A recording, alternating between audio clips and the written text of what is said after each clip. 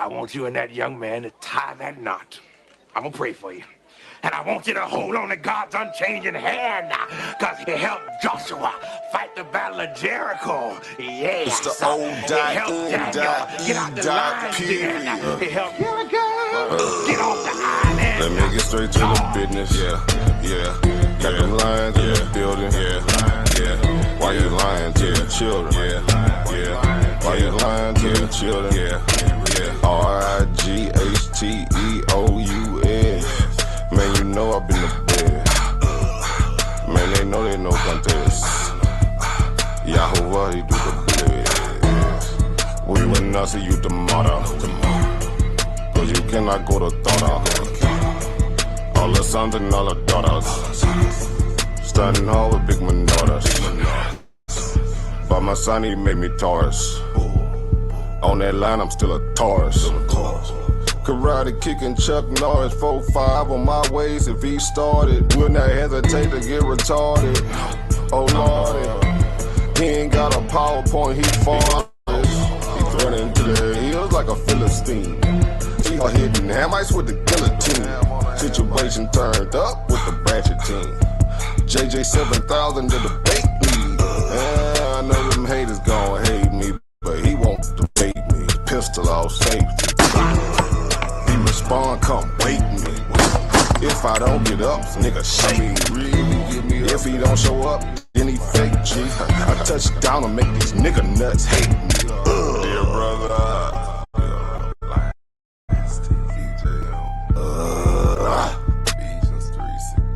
Balling and crawling all the way from H-time. Let me get straight to the business. Man, them lions in the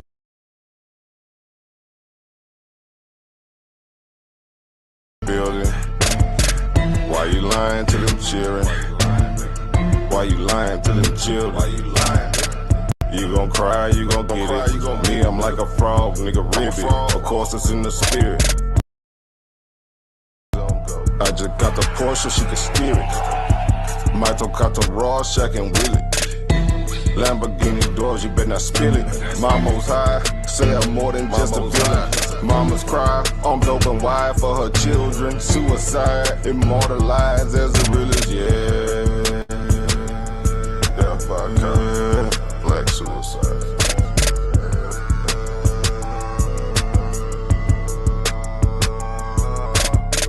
Let me get straight to the business.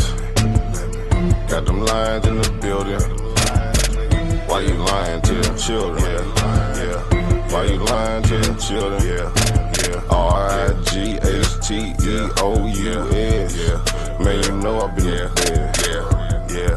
Man, they know they no contest. Yeah. Yahuwah, he do the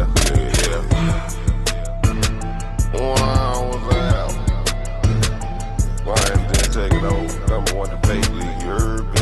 When it's up, it's stuck. I'm selling on everything, nigga. Metaphorically, of course.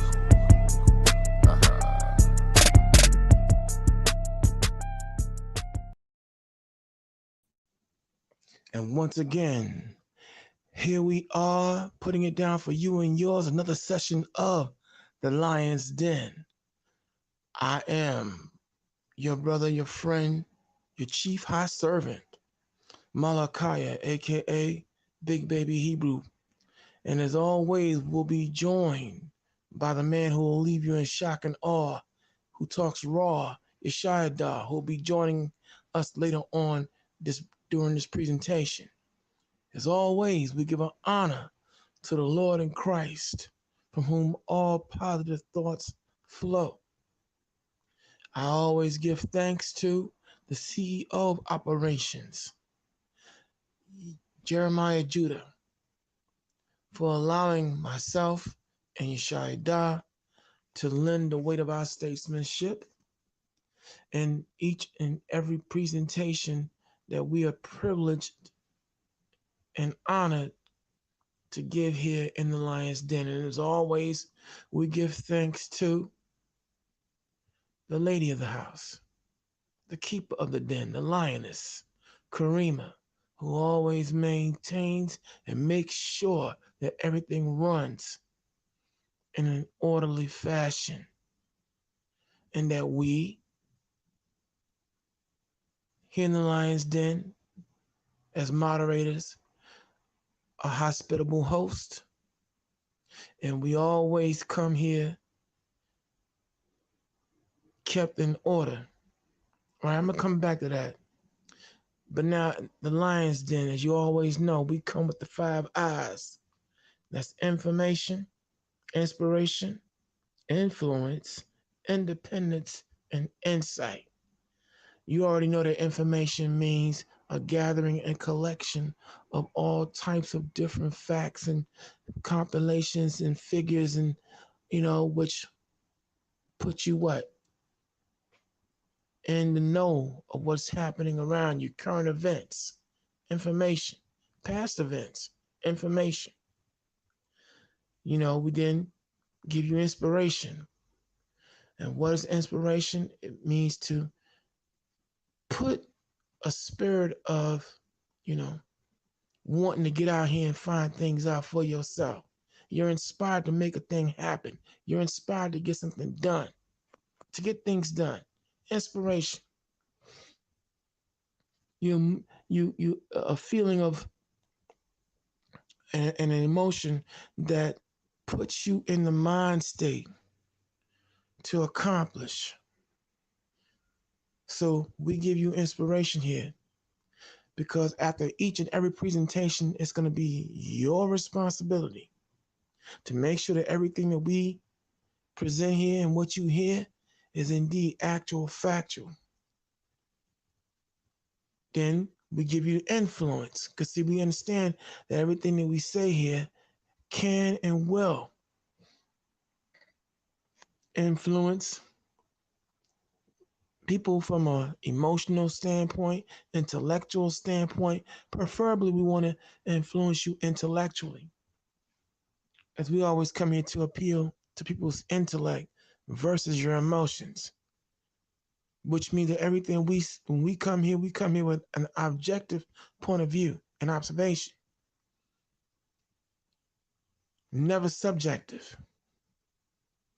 So when we come here in the Lions Den, there's no, agenda, no hidden agenda, no ulterior motive to try to manipulate anyone out here on any level. So we give you independence, because why? We don't have anybody breathing down our back, writing a paycheck, or holding anything else over our heads, wherein they can dictate and tell us what we can and cannot say. We do this because it's our calling. We do it absolutely for free. It's our calling. It is what we're supposed to do. It is, see, I'll use myself. I come here in the name of ancestors, both male and female, who stood powerful, who stood great, who died to make it possible for me to be where I'm at right now.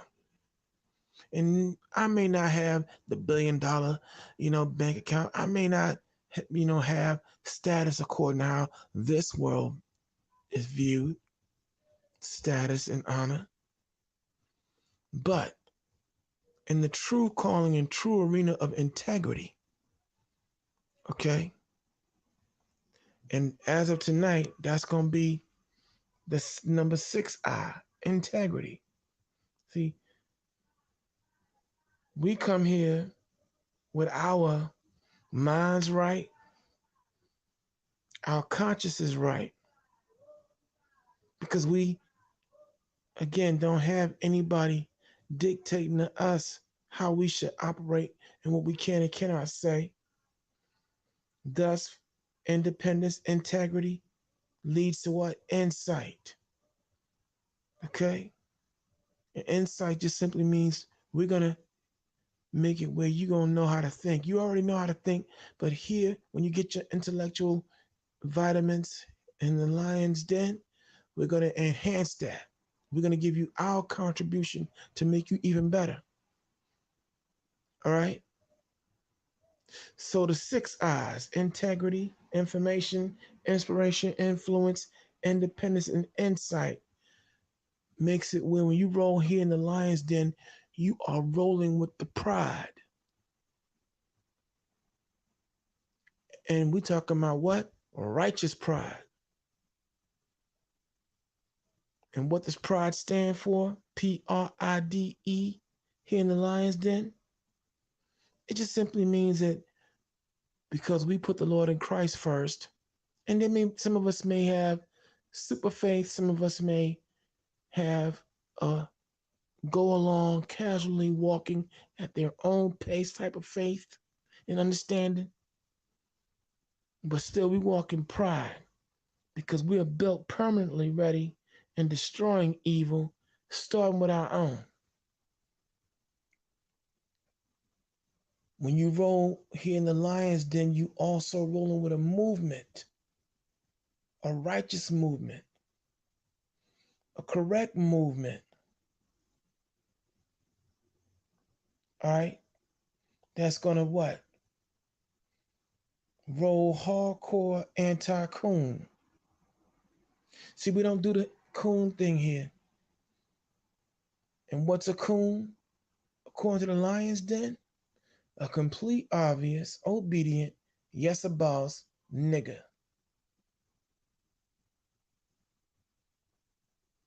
We're anti-coon here in the lion's den. So welcome, welcome, welcome.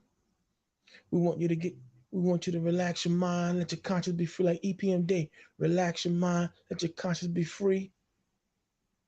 As we take you on a, odyssey here in the lion's den. Now, getting back on, as I said earlier, as I give exhortation always in honor to Sister Karima, the lioness who maintains order. As always, because rhyme and repetition are the two basic rudiments to learning, I see that repeatedly. I'm going to have to continue to let some of you out there know Karima's function here. Because for some reason, y'all not getting it. But I'm going to help some of you fellas out there in your over macho attitudes and all that foolishness, man. See, once again, the lion's den, I and Yeshaya and anyone else who comes in here, we come here basically as guest commentators. We're guest commentators here. The lion's den is chiefly CEO of operations, Jeremiah Judah, and the lioness, the keeper of the home, Karima. And henceforth, as even commentators, yeah, we come here, some of us come here biblical and whatever else, but we also understand that there are non-Bible believers and other people who come in here, all right?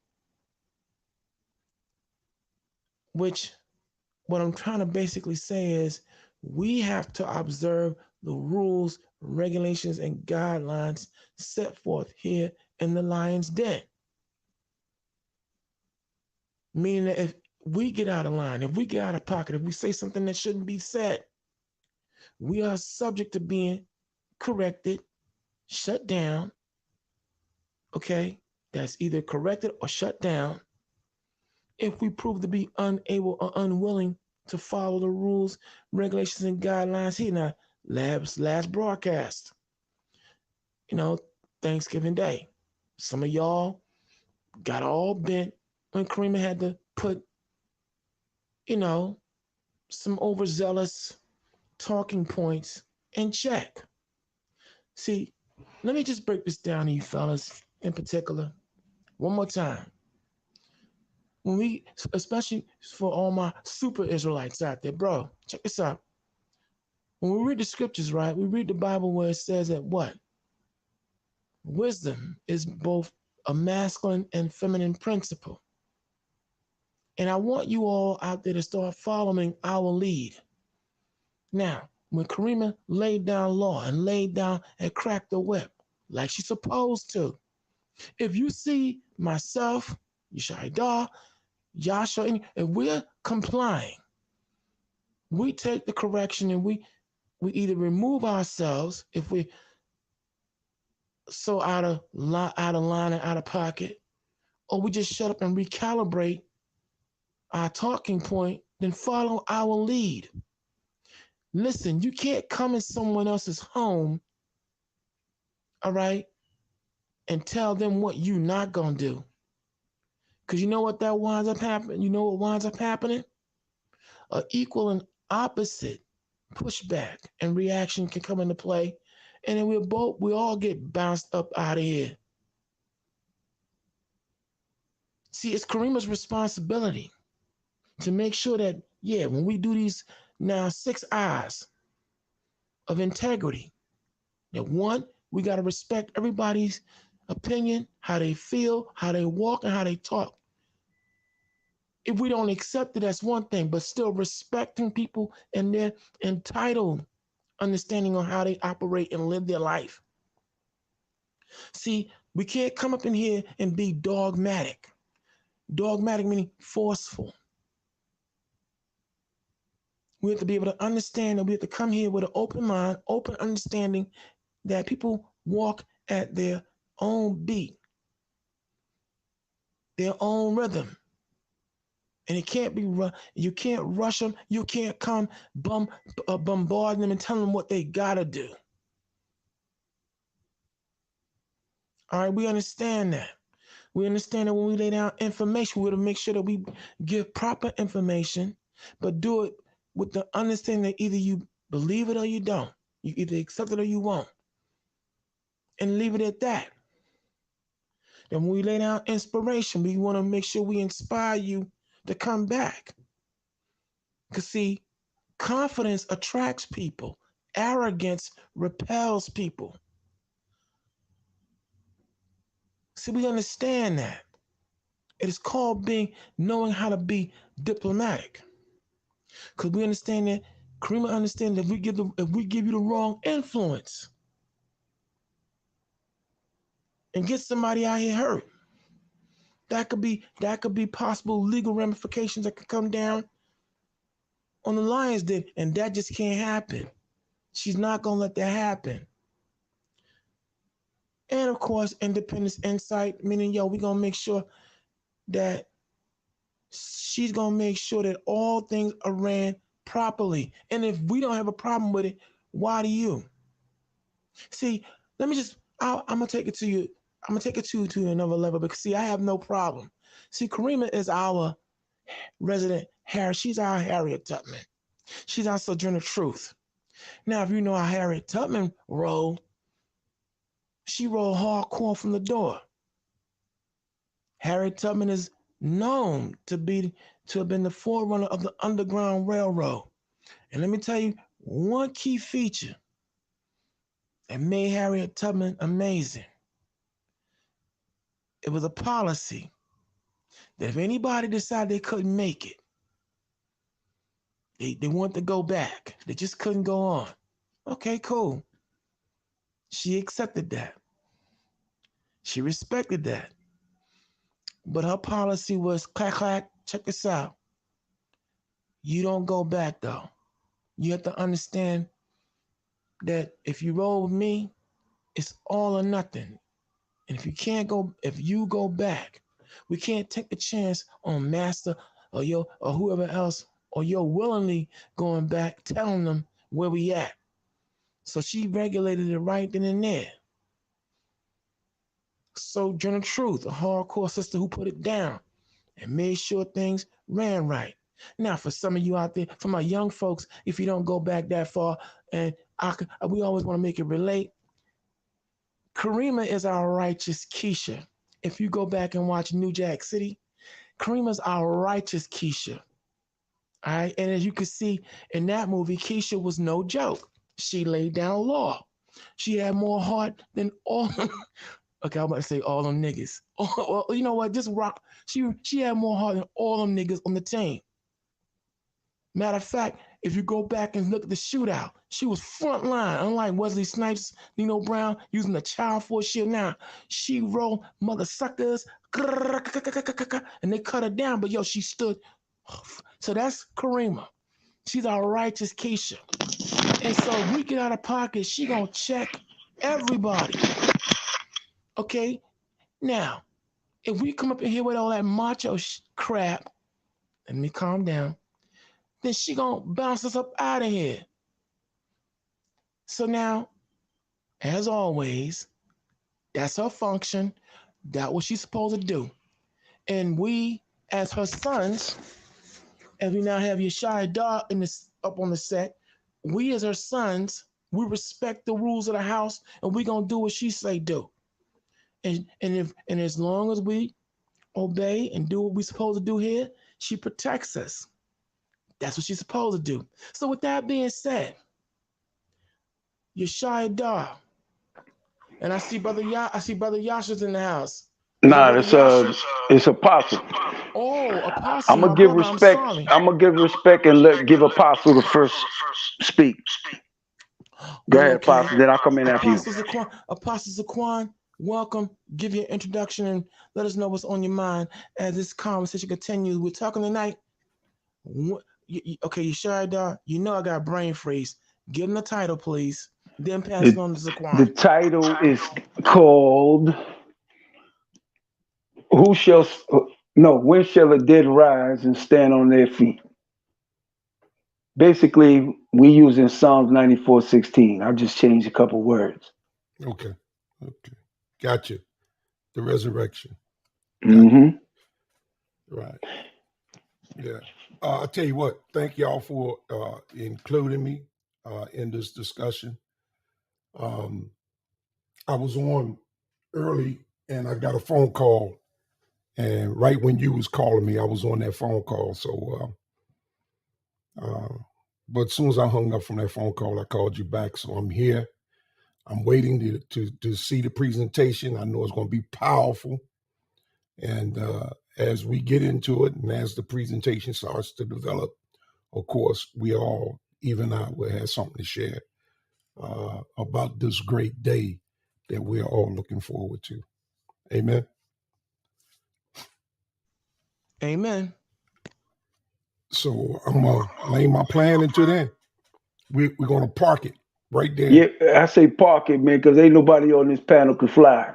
So we can drive. Right. You know what I'm saying? So yeah, I thought about that. As soon as I said I'm going to lay my plan, I changed it and said I'm going to park it. Yeah, but like I'm going to say this, man.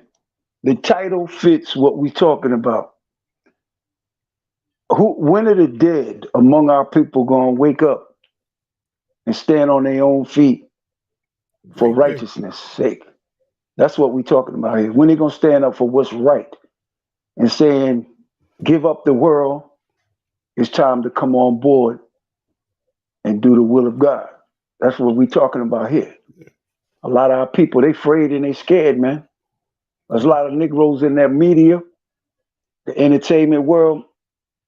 They know Kyrie was right. All right, but a lot of them, they scared to lose that paycheck. But here's the thing. Some of us want to wake up from the sleep that we under, and some of us want to remain asleep. Okay?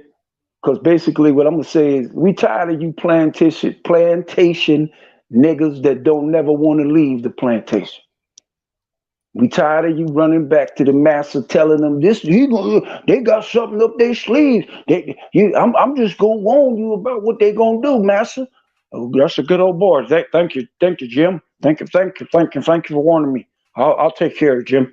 But your master, thank you. Now the hell, we tired of that. We've been here 400 years, man. 400 years, and our people still is running around kissing the ass of the enemy, basically. Selling their own people out for nothing. Okay? Where's all this black love and black unity and respect of their own? Where's all that at? Before we can fix the problem, you got to address the problem. And our community got a problem.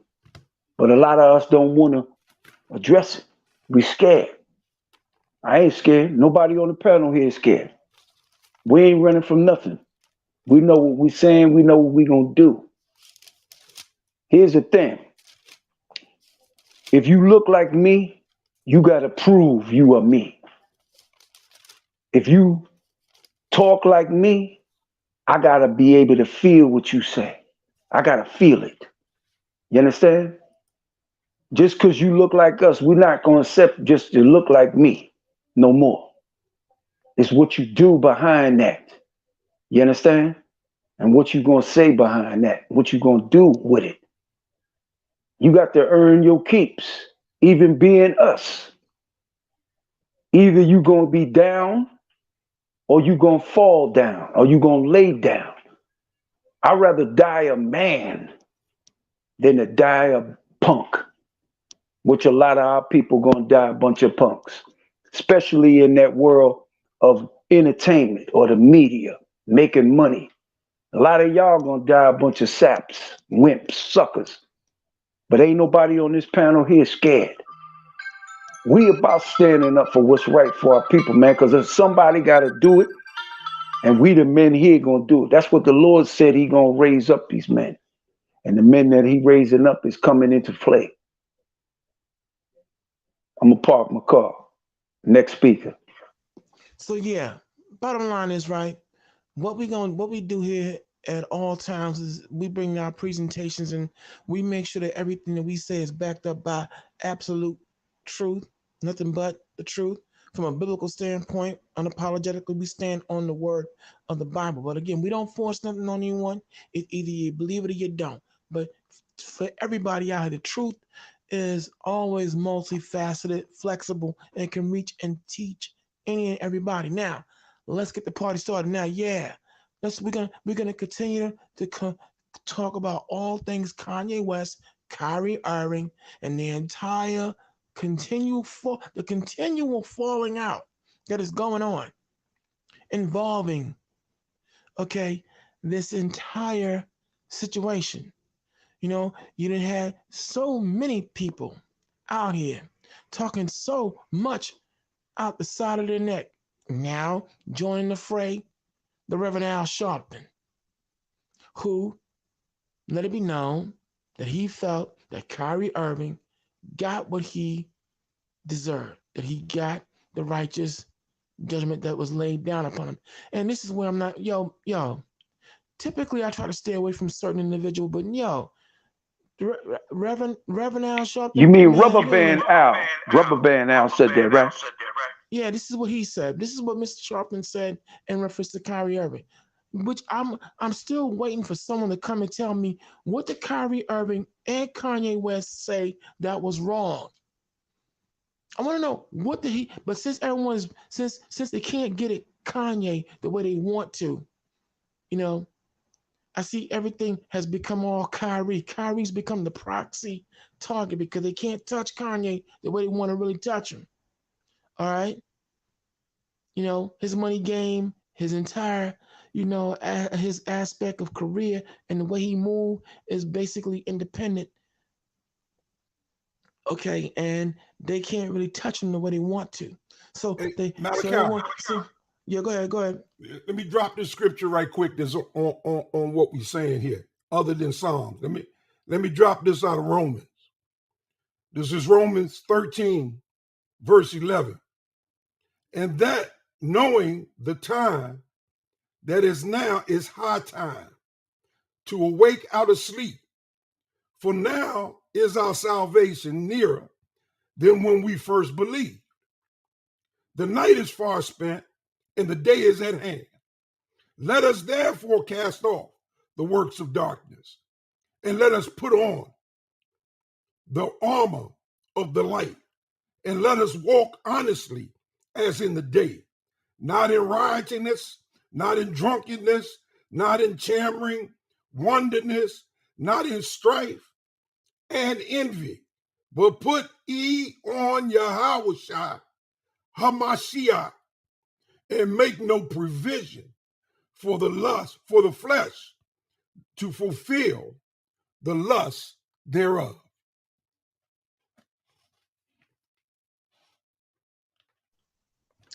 Right. So we have to now really walk much more aware of what is going on around us. So the bottom line is, like I said, since they can't really get it Kanye the way they want Apostle, to. could you do me? Can I say something quick too? Yeah. Apostle, read me Ephesians 5:14. Right. And while he's getting that, let me continue on. Bottom line is, though, since they can't get it Kanye the way they want to, what we're now looking at, right, is now Kyrie being the how you say, whipping boy. But what I got a problem with now is Reverend Al Sharpton. Well, I'm not even, okay, Al Sharpton. I'm just gonna say Mr. Al Sharpton because I can't even call him. I can't respect him as no damn reverend.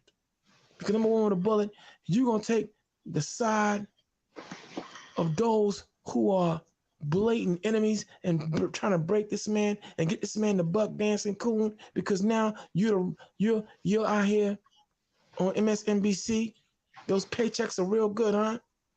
But bro, how you gonna talk about he getting what he deserved or he's gotten the righteous judgment upon him when number one you can't know? I'm still waiting on anyone today to tell me what he or Kanye West said that was so anti-Shemitic.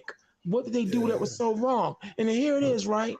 Now we finding out that here it is, Joseph Tsai, the owner of the Nets, okay, is knee deep in all kinds of, legal, or should I say illegal, because somebody mute their mic, please. All kinds of illegal shenanigans with his sweatshops under his company, Alibaba. How many of y'all have heard that? Did y'all hear about this? This dude is as crooked as a day is long or short. Now he been up here with this ridiculous hit list on the 6 points on Kyrie Irving to get his job back with the Nets, and now here it is. Come to find out, this dude got all kinds of legal wranglings and lawsuits and all kinds of other things going on, in involving his other company and other dealings under Alibaba. Boy, talk about what's done in the dark comes to light. Here it is, he and his Joseph Tsai and his handlers and everybody else talking all this super righteous or self-righteous rah-rah. And here it is now. Dude, you appear to be allegedly crooked. Huh? But are we gonna have that conversation? Or how about the fact that right by now, here it is now, Dallas Cowboy owner. Did anybody? I'm really, really gonna like bringing this one out. You got Dallas Cowboy owner Jerry Jones, who has so much to say in regards to Kyrie and Kanye. And now here it is, boom, a picture of his ass in 1957 attending a segregation rally. Okay, and then said if you take a knee, you can't play. Say what? He said if any of his players take a knee, they're not going to play. Yeah, remember that? Yes, when it came to Colin Kaepernick, the Colin Kaepernick incident, and if nobody was to bow down and everything else, okay, that they were, if anyone didn't bow or take a knee, they couldn't play. Now, no, Jerry Jones. Jerry Jones just said that. Yeah, Jerry Jones did say that during the whole Colin Kaepernick thing. I remember that. He said this 2 days ago. Yeah. Oh, he said it again. Yes, about his photo. Oh, he said it again. Oh, he said it again. Yeah, absolutely. But then here it is with the photo and everything else. Now I wonder, is the NFL gonna make a 6-point?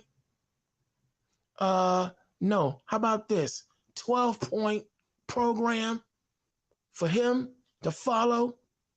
Are they gonna Are they gonna not sit down and try to get him banned from the NFL with this revelation of how he was giving it up back then? Because he's been owning the Dallas Cowboys since '89. But I wonder if all the NFL and every other sports league and every other commentator, I wonder if Shannon Sharpe or Skip Bayless gonna have anything to say about this. I'm waiting. Now I know a scripture. You know who came to his aid, right? Who? Stephen Coon Smith. Hey, peace and blessings to the panel, y'all. What am I missing? What happened? I've been at work all day. Oh well, I'm going in right about now. Okay. Okay, as you coming in, I'm going in on the fact that here it is now, Brooklyn Nets owner Joe Tsai, right? His ass now, he's now up on all kinds of problems and allegations of human sweatshops and all kinds of things going on. Joe, under a company, one of his affiliate companies, Alibaba. Yeah. All right? Yeah, coming out of China. Okay, he got them over there sweat slaving. Word. But now it's coming out. See, boy, it is, when the scriptures say what's done in the dark comes to light. Yeah. And judge not that you be not judged. Go ahead, go. Let me all these sweatshops they got here in the United States, it's like a underground type of business. They know this type of stuff going on. So I don't even think they're gonna make a big deal about it. What do you think?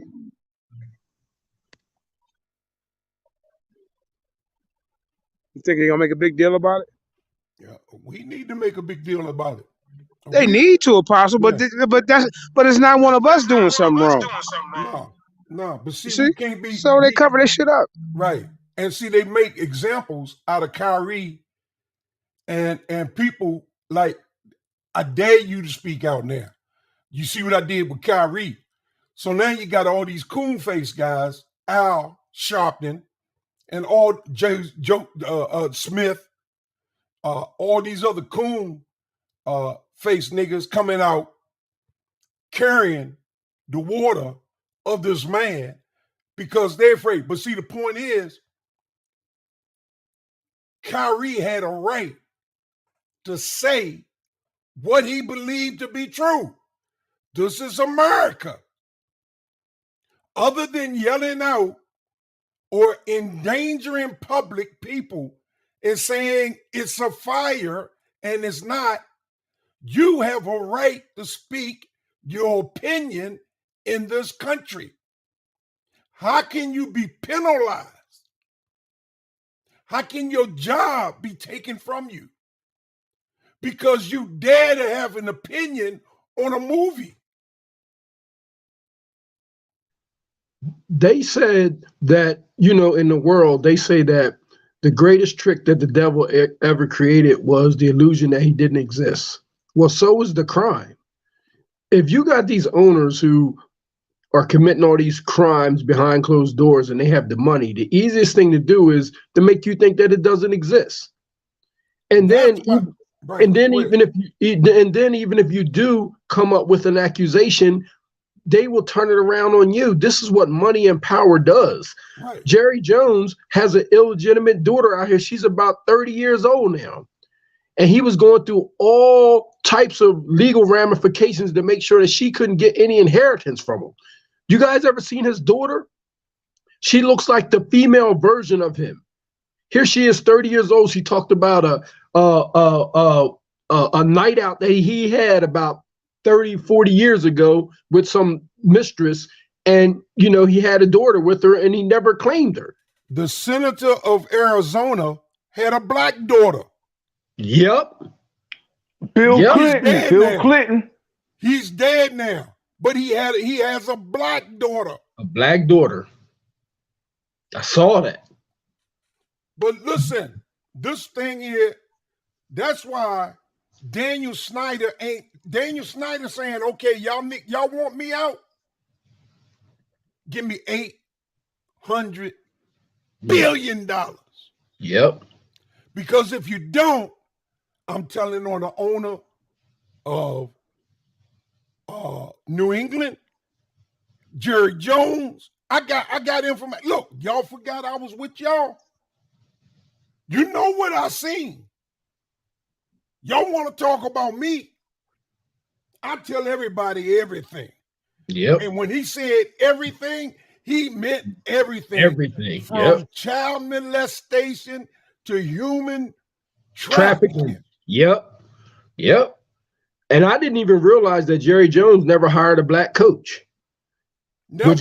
which goes against the Rooney Rule. That was implemented from the Pittsburgh Steelers, where you had to at least interview some black candidates. Yeah, but I don't think Chicago Bears ever had a black coach. A lot of these teams haven't had a black coach. Maybe not, but those other teams' coaches weren't in photos like Jerry Jones was. Look, the photo that he was in a racist photo in segregation. During segregation time. The He was Washington a Commanders. I see your point. Commanders has the quarterback.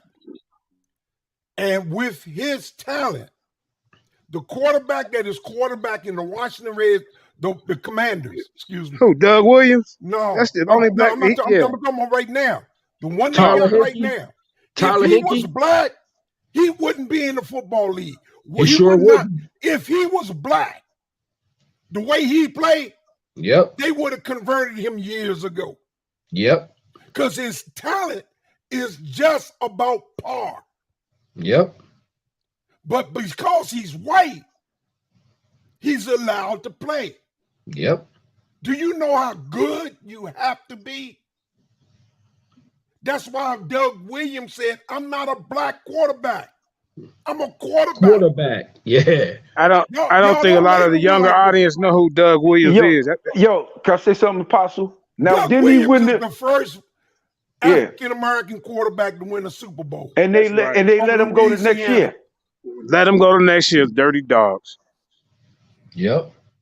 The only time Washington had some goddamn glory. I mean, they had a couple other they had a couple, but Doug Williams did it the best. Yeah, Doug Williams did it, man. Doug Williams did it in front of that racist straighter. Yeah. Part of that, we ain't smart enough to be quarterback, but we can play every other position. Come on, man. Yeah, that's the narrative they put out there. Yep, and then it went to the coaching part too. Let me and black quarterbacks have zero room for error. They have zero room for error. Hey, Jonathan pulled a great scripture here, and I'm gonna start it at verse 6, Jonathan, in Ephesians. Okay. Chapter 5. Let no man deceive you with vain words, for because of these things cometh the wrath of God upon the children of disobedience. Be not therefore partakers with them. For ye were sometimes in darkness, but now ye are light in the Lord. You walk as children of light. For the fruit of the Spirit is in all goodness and righteousness and truth, proving that what is acceptable unto Hamashiach, and have no fellowship with unfruitful works of darkness, but rather reprove them. For it is a shame even to speak of those things which are done of them in secret. All of y'all hear that? It's a shame. Mm-hmm. It's a shame even to speak of those things which are done of them in secret. But all things that reprove are made manifest by the light. For whosoever doeth make manifest in light, wherefore he said, awake, thou that sleepest, and arise from the dead, and Christ shall give thee light. Is that what you wanted, John? So bottom line, right? Yeah, the 14th verse. Did you get to that?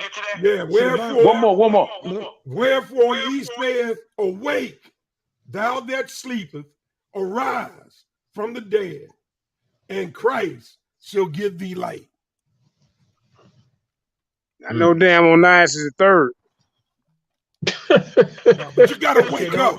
Man, We don't got to start. wake up and recognize Don't where start. we are.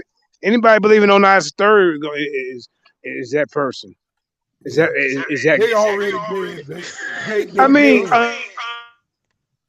they dead in their sins and don't all right, go know ahead. it. They're the Sorry, walking Judah. dead and they don't realize it. I totally agree with you, Apostle. I totally agree. But I gotta ask you guys a question. This world, right? I remember growing up, before I became in the truth, I just assumed that everybody that had our skin color, we was all on the same team. Nah. And you finding out now, even through these sports venues and these things that's going on in sports, you'll find out these Stephen A. Smiths of the world, the Charles Barkleys, the Shaquille O'Neals. We thought that just because they had our skin color, that they may have been down with us. And this is what I say when I say, things are spiritual, because you find out that if you do something like Colin Kaepernick, you'll find out that 90% of those players will not take your back. They will not have your back. These leagues are 70%. They are 70% African American, maybe 30%. Yeah. They may be 10% Hispanic, maybe 5%, maybe less, and the rest may be white or something else. No, it's more whites than it is Hispanic. I don't know too many Hispanic football players. Oh, well, I'm just saying of different, like they could be Hawaiian, they could be, our coach is Hispanic. Yeah. Oh, okay. Yeah. There's a couple. Sua, what's his name? He committed suicide. Yeah. Sua. Yeah. David Tua. Alex Rodriguez. He killed this. Who did he kill? Troy Polamalu. Andre There's something out Waters. there. Correct me. I'm wrong. Yeah. Troy Polamalu. But what I'm saying to you is that when you see these players go through these things and you see these other athletes not willing to show their power, let me tell you something. If you can get players to boycott one game, just we're talking one check. If they was to come together, all the players, and boycott one game, it will get everybody. It will shut that entire league down. The players will take total control. Yo, that must go. That go to. It seemed like how much do you think a team costs, y'all? How much y'all think one of them teams cost? The Dallas Cowboys is worth about at least $2 to $3 billion. Easy. Okay, so they could come together. About the Commanders being worth $800 billion. Oh, okay. Well, no, they ain't finna. Do you know now? Denver just sold for $4.1 billion. Easily. And I don't even go to their games no more. They horrible. So listen though. Do you know now the NFL is now selling their merchandise on Amazon? Right. Oh yeah. That's why your games now are on Amazon Prime. Right. Until 2000 and I think it's 30 something. Right. Oh yeah. But when you think about the power that these players could have if they was to just bond together, just one game. We're not talking about the worst thing they could have ever done was left Colin Kaepernick out there like that. Right. Because then the owners showed that, listen, all we got to do is throw these niggas a couple dollars and they won't stick together. They won't band together. Yeah. And that's terrible. They pay Shaquille. They probably pay Shaquille O'Neal extra to go in on Kyrie like that. Well, Shaquille. Well, he got that ring. He got that ring though. All they got to do is threaten him not to continue to allow him to earn money now. They don't have to give him that much. He's not going to show on no program. He ain't going to show up. He'll be out there running his mouth quick as a baboon, man. Hey, champ.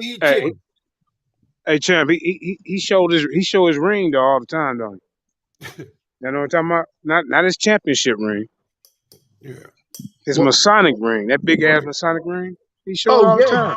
Yeah, that's the point. And see that right there, gentlemen. That's the point. See, when the scripture was read, the Ephesians scripture, this is why, for all you coming into the Lions, then this is why you tune in here, because see, among this Denison, where you don't have anybody Confirmation. breathing down our backs telling us what we can and cannot say. This is one of the few venues where you're gonna hear black men, powerful black men, all right, and being able to say what need to be said, should be said, and how it should be said. Because see, with all this whole, what's so embarrassing is the fact that you don't see no other race doing this but us, man. Right. Here it is right now. You would think that, Right. that here it is when you had Muhammad Ali, as we showed. But he stood on his principles hardcore from the door. He didn't care about no sir. contract and what a contract said. No, Because sir. see, now understand, many of these black players, when you go back to when Jackie Robinson He was only being 22 at signed, that time. right? But exactly. But the point I'm making is this: here, in most of these contracts, they make it where you can't participate in any kind of political or or any kind Right. of non-sanctioned activities outside of as you are representing the NBA, the NFL. That was what they Right. did. They That's what lock they you did. down from the beginning. Yes. Right. So the bottom line is, so now is, if you're gonna jump out there, are you willing to go to the maneuvers and particulars of breach of contract? We're talking about lawsuits. You're talking about your money game being checked. But see, this is where you gotta look at yourself in the mirror and say, after a while, am I gonna continue to let these people be my pimp and I'm their bitch? Or am I going to stand on what's right and say what needs to be said and how it should be said? Because see, today's Colin, today's now it's Kyrie. It could be me. You would think they would think that, right? But nah, not us. From politically, socially, media, whatever. We just go against each other like all the damn time, man. But Hey, everybody else is on code. Everybody else on code. What's hey, our problem? let me give you a personal story. I played a little football in my time, right?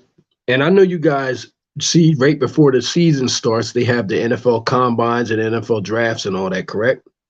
Right. Well, if you've ever been to a combine, you would think it was like a slave market.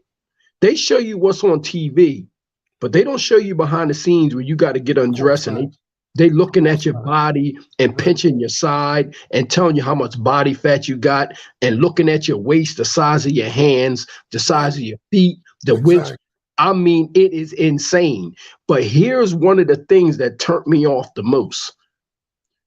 When you see that everybody down to the person that's carrying, look on your screen sometimes, everybody that's carrying water bottles, carrying wires, or pushing a cart, or even down to getting your Gatorade, most of the times it's not people that look like us. No. Little white boy. Because yes, because behind the scenes, what we see, you can watch a game right now, right?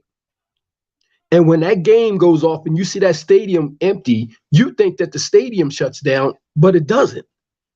They got people behind the scenes that take care of the grass.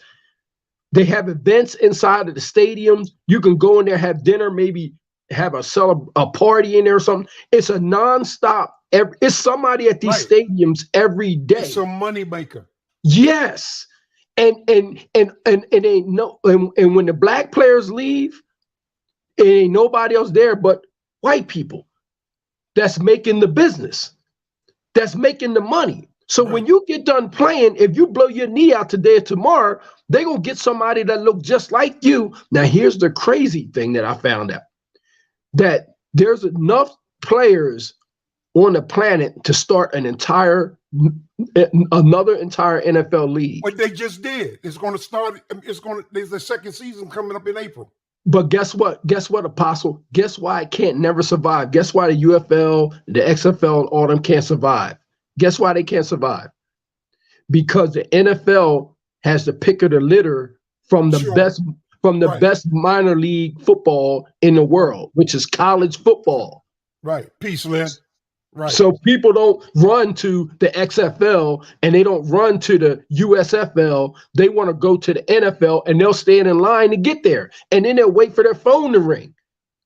So it's hard to compete against those leagues. See, if the NFL was to do what the NBA did, like the ABA, like you got enough basketball players right now too to also do that. But guess why they won't let it happen? Because the NBA is too busy running to China.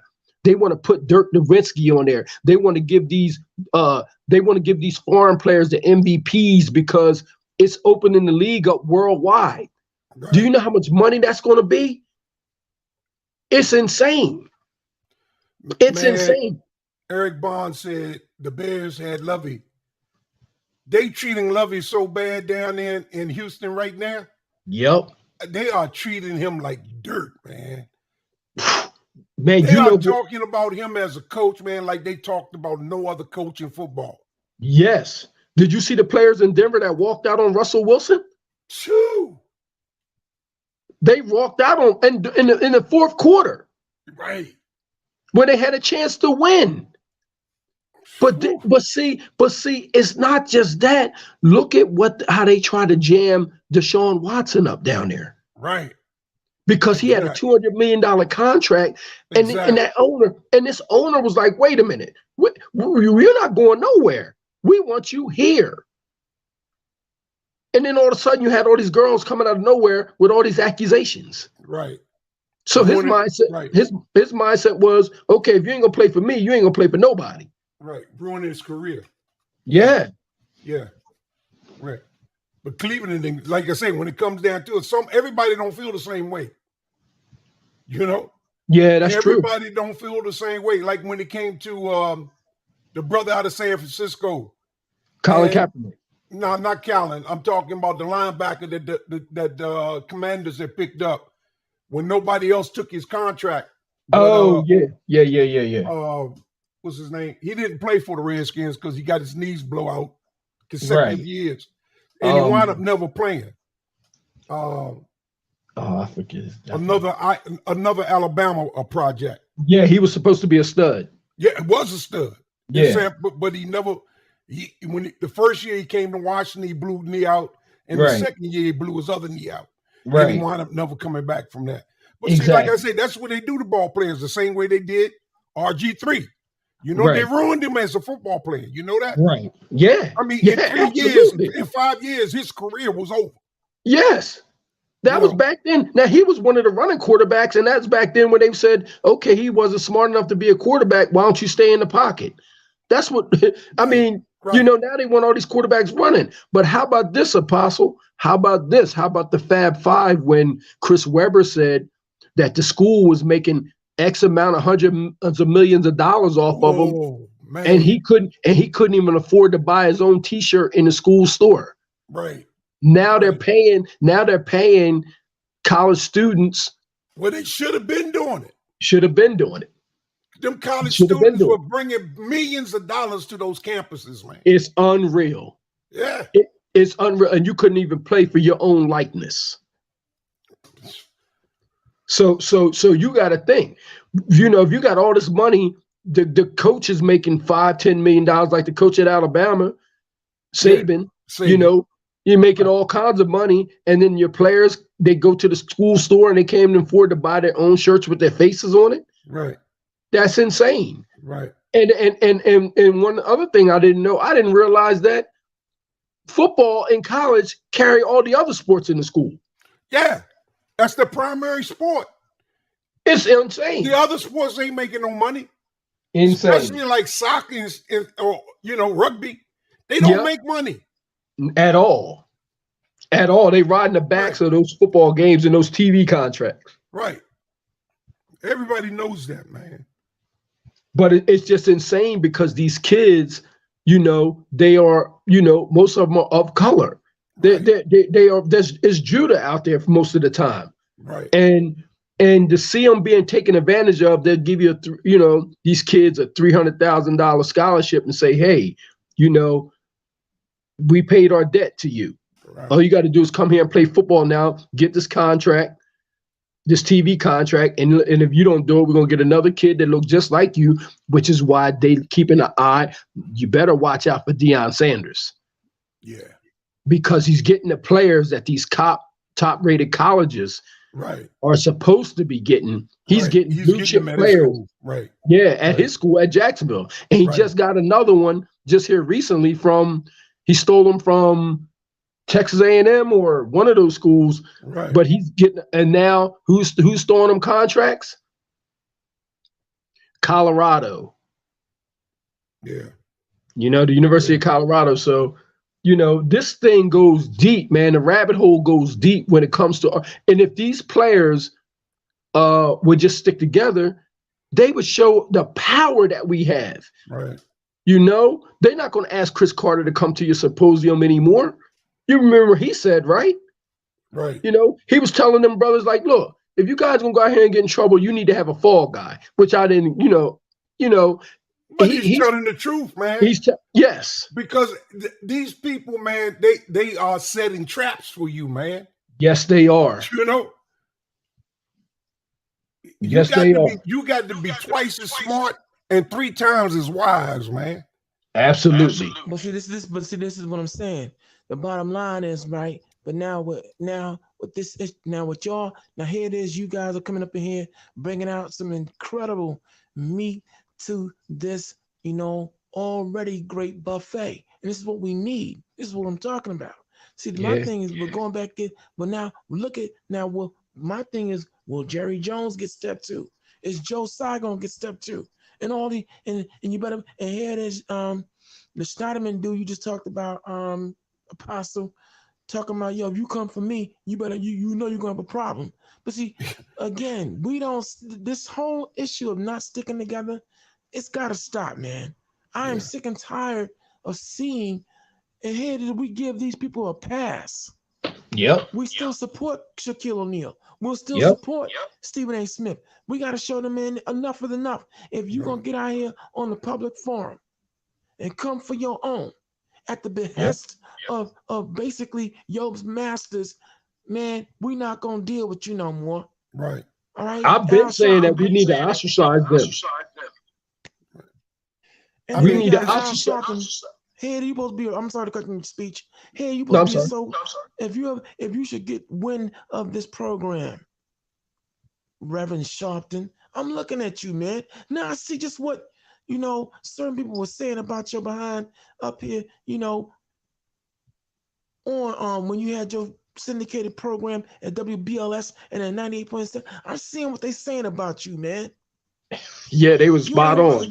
You're not worth a damn.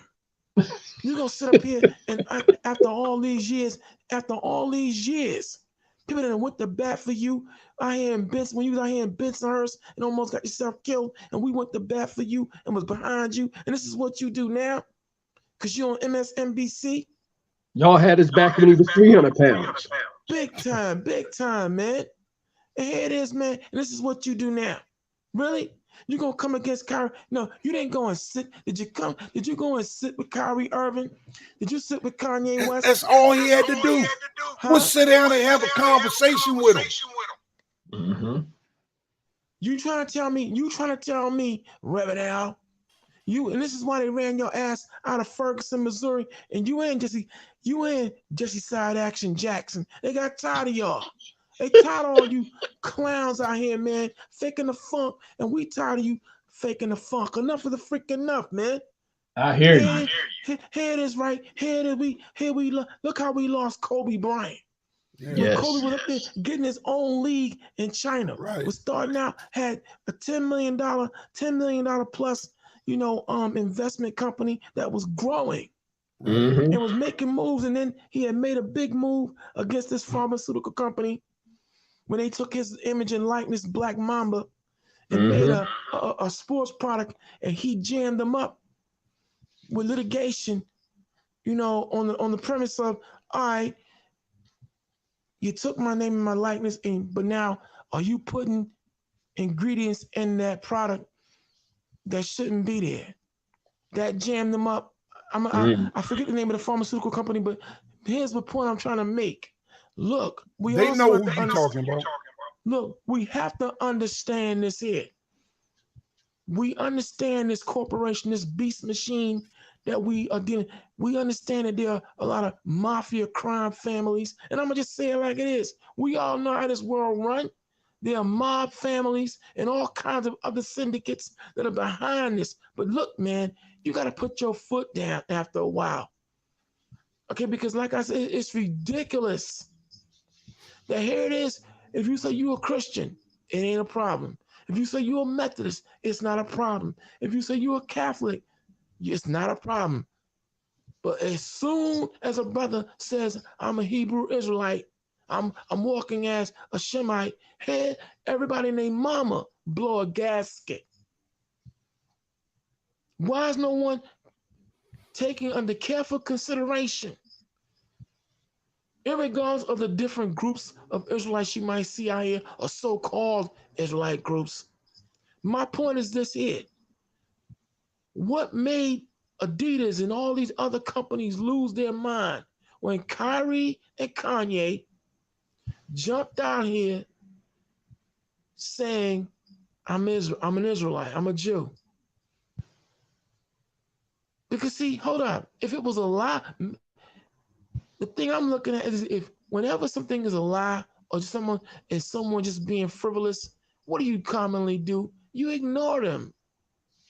But now, when someone is telling the truth and that truth is going to shed light on your lie and your deception, typically those who've been making big money off lies and deception lose their freaking minds.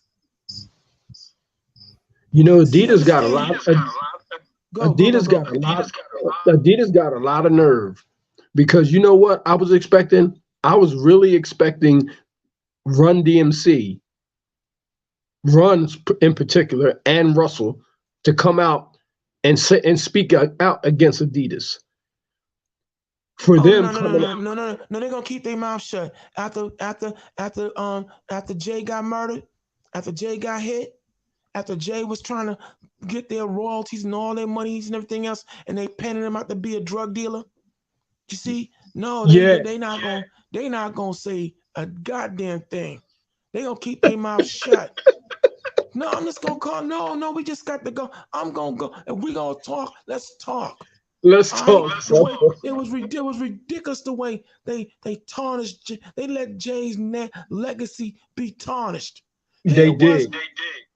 Jay was up here making major moves, had the heart and the guts to start like Scott, like former DJ of Boogie Down Productions, Scott LaRock, saying, yo, we tired of getting all these whack garbage deals. We're gonna hold out. We want our money. We want what was ours. Scott LaRock get murdered. Here it is now. Jam Master Jay was making major league moves.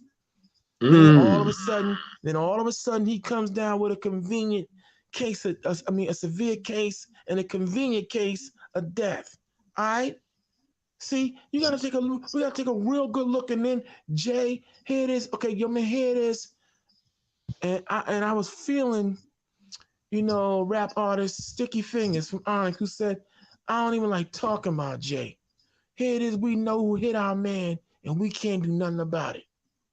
Okay, and Run ain't gonna say nothing, and DM they're not gonna say nothing. They let that whole frame up of him being a drug dealer. Okay, Jay was swimming in money. Okay, he hadn't been no drug dealer during a time when Run DMC was up and functioning, and he was a good boy and taking that shoddy ass record deal they had going on back then. With Def Jam and Jeff and Records, it was all gravy. But it's only after the fact. See, it's all about connecting the dots.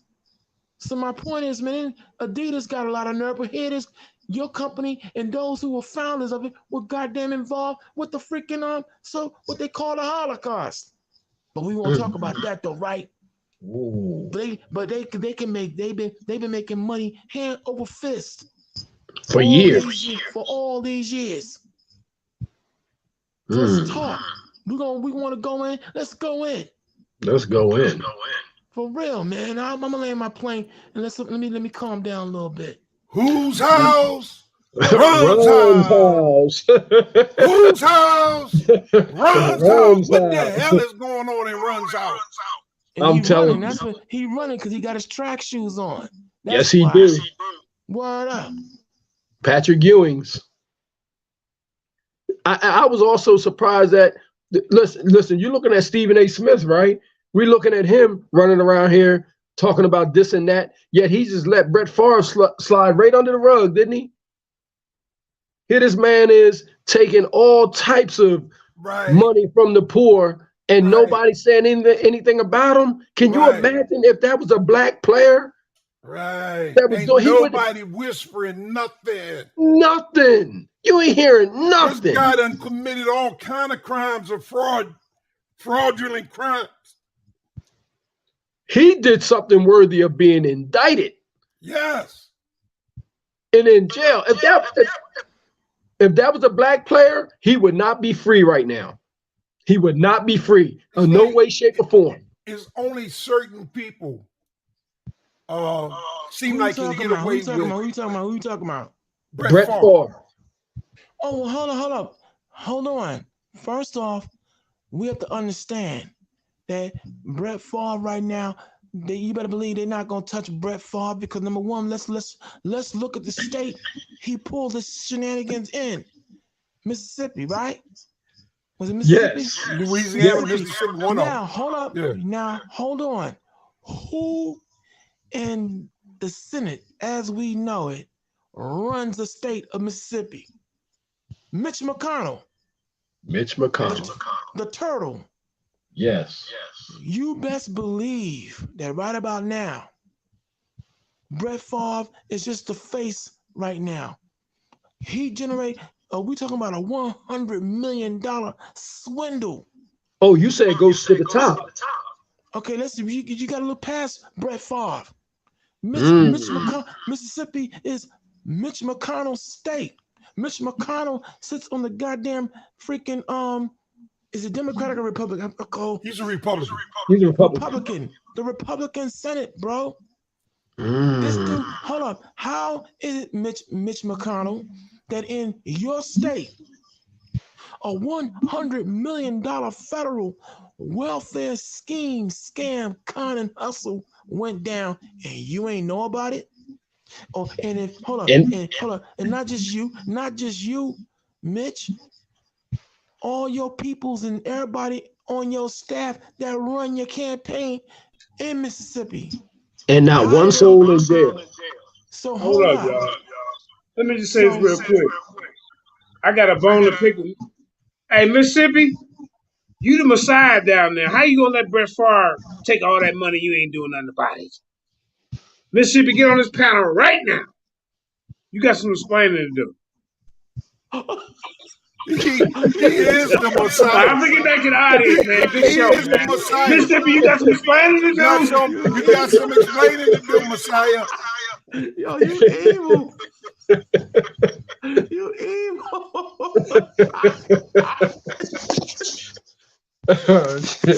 Okay, somebody take over. Let me get my composure. Somebody take over.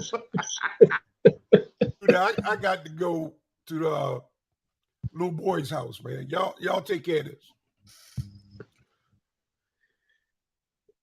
Well, you got to think, man. There's a lot going on out here in the sports world right now. You got racist owners.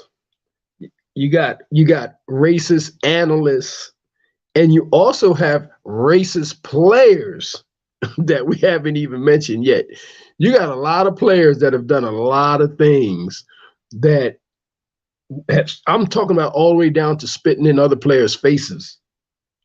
And the penalty for the African-American player and the white players are like oil in water when it comes down to these suspensions. Some of it gets swept under the rug. You got some players getting suspended before the actual authorities have even indicted them, talking about their conduct. Well, the conduct, if you're not haven't been convicted of anything, you shouldn't be serving any kind of penalty from the NFL. If the law of the land haven't convicted you of anything.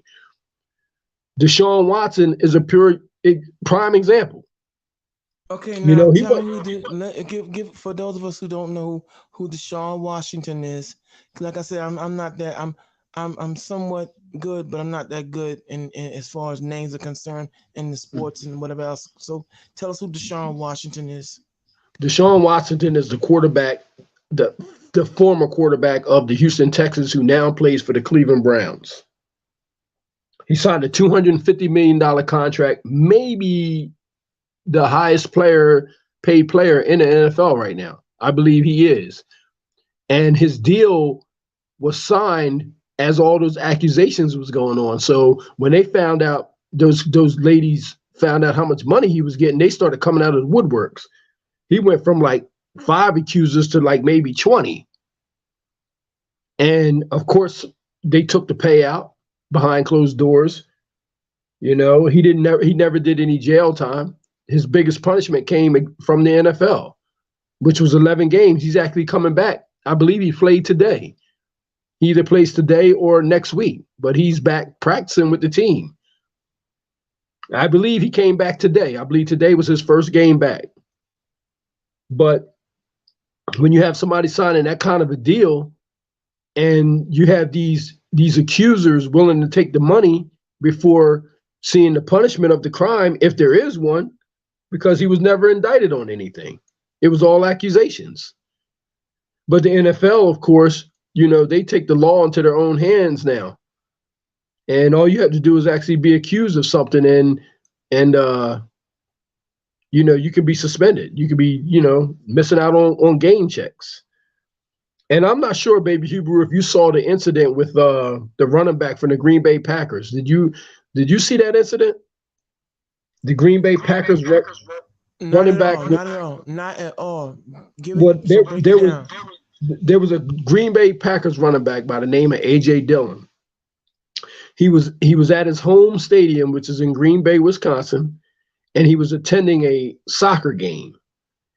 And there was some people in the stadium that knew who he was, and they wanted him to come down. Okay, I know that case. Go ahead. Okay, they wanted him to come down to the field and embrace the soccer fans and maybe possibly do a Lambeau leap. And when he came down there, there was an officer down there that grabbed him up around his neck and then threatened to take him to jail if he jumped in the crowd. And then when they told him that, you know, that the people asked him to do it, that he wasn't privy to, he actually shoved the man. And it went viral. And I don't know what happened to that officer. And I don't know what happened in that situation, but I know the Green Bay Packers never came out and said anything on his behalf, and they never said anything about doing anything to that officer for treating their investment like that, which is what I'm going to call it, because he is an investment. And I don't know what happened to that case, and I don't know what happened to that officer, but it certainly did go under the rug. But the way that officer was acting, he was acting like somebody that shouldn't be around any of those players at all.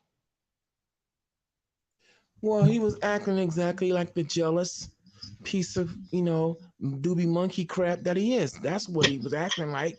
You know, it's called, you know how they do the pocket watching, the jealousy, yes, and everything else. It's not, look, at the same time, let's not forget that despite what pieces of paper may say as far as a thing being amended under the United States slave codes, which are still in effect, they just don't have to say it publicly. The United States slave codes and the whole Dred Scott, you know, decision, this country still looks at a rich nigga, a rich investment, as a rich nigga. Bottom line. Meaning what? They don't care how much money you have. There are no rights a black man has that a white man has to respect. Very true. This is what they said during the Dred Scott ruling way back yonder. And that attitude under the United States slave codes is still in effect. Okay? So they probably 9 times out of 10, you know how they do, behind closed, look, pal, just say you're sorry. He was having a bad day. We'll shoot you a couple of extra million. Just be quiet. And unfortunately, that's probably what this gentleman did. He compromised himself. Deshaun, what's his name again? Deshaun what? Deshaun Watson. He probably just compromised and let it go. You know how we do. We always either we'll forgive what shouldn't be forgiven. We'll turn the other cheek. Okay.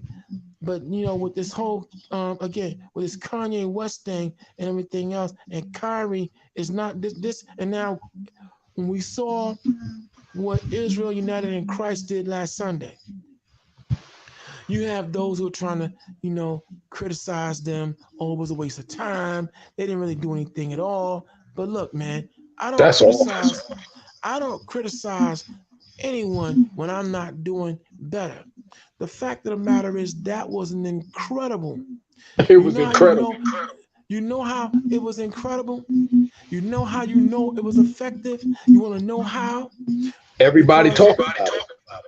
Well, within our own circle, but now you better believe these so-called major league news channels have not talked about it. They have not been talking about it. They've been overlooking it. They've been acting like it never happened. And whenever you see any facet of media do that, you done hit them. Exactly. Because hold on, because one of the biggest embarrassments, and it's could you and someone mute their mic. I know Shannon Sharp is boy, I wish I could get the clip where he was talking all that trash. Well, here it is. Kyrie was sticking his chest out all big and bad, talking about he had an army behind him. Where are they? That's what he said, right? Boy, I wish I could get that clip and then at the same time show how Israel United in Christ marched 1,000 men deep. They had the whole stadium and that whole block, the heart of Brooklyn, of downtown Brooklyn, on straight up lock, man. It was a sight to behold. Let the media tell it. About 100 men showed up. Man, it was more than 100. That was 1,000 men out there, man. And they not affiliated with Kyrie Irving. They're not affiliated with any other Israelite group. But look, the bottom line is I'm going to give them their due. They made a show. Okay? And this is only the beginning. All right? And now with this whole thing with Joe Tsai coming up, man, here you up here a slave laborer of your own people, bro. Boy, I'm just dying to see if there's going to be any fallout with that issue. All right. Now, who's coming? Is there someone else coming in on the panel? If not, I want to take a time out and just say this here. First off, where are my manners? But since he's here on the panel now, I want all of us out here, all of us lying den. I want everyone to give a big, fat one, a crown, and whatever emoji deals with a fist salute to JJ 7000, our champion, who in love, of course, and modesty, had to correct our brother Judah Nazareth on this Onias thing. Let's give it up to the Lions Den, the world champion, not just the Lions Den, the world champion, okay? That put the House of Consciousness unconscious. Let's give it to our man, JJ 7000. I have to give exhortation where it is due. Oh, he took him to school. Now, the only thing about JJ, I gotta say, now some of y'all out there, y'all might know who I'm talking about. I know I ain't got no room to talk about nobody's voice, looking at my own being all soft. Yo, but anybody who's familiar with Clayton Thomas and his comedy, doesn't JJ sound like Reggie Bo? If you laughing, you know what I'm talking about. Don't he sound like the comedian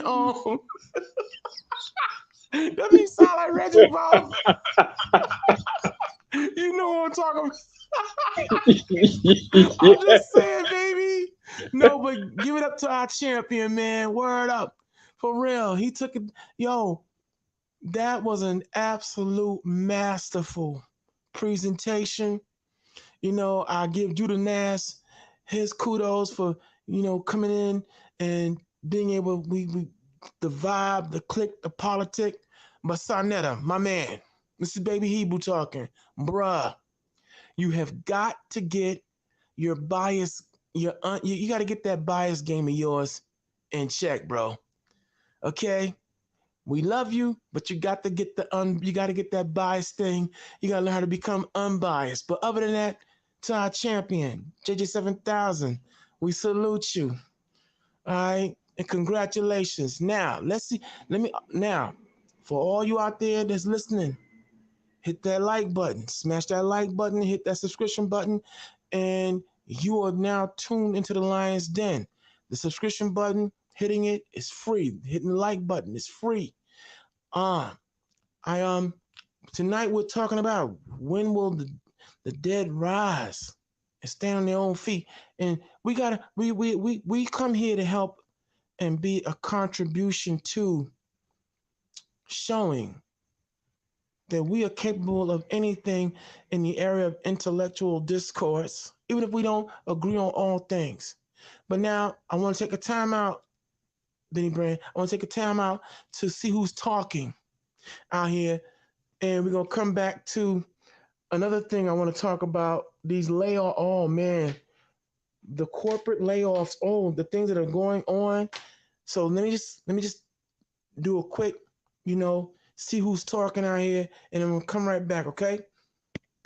I'm going to play this video. Oh. Yeah, I'm going to play this video. It's about a guy that's on death row. He's supposed to be electrocuted in a couple of days. His story is crazy. He killed the cop. And I want to play it based on the fact that I don't believe that he deserved to be killed. But I do believe he should do time for what he did. But I don't think that he should be electrocuted. And I want to show y'all the reason why. So I'm going to play this video.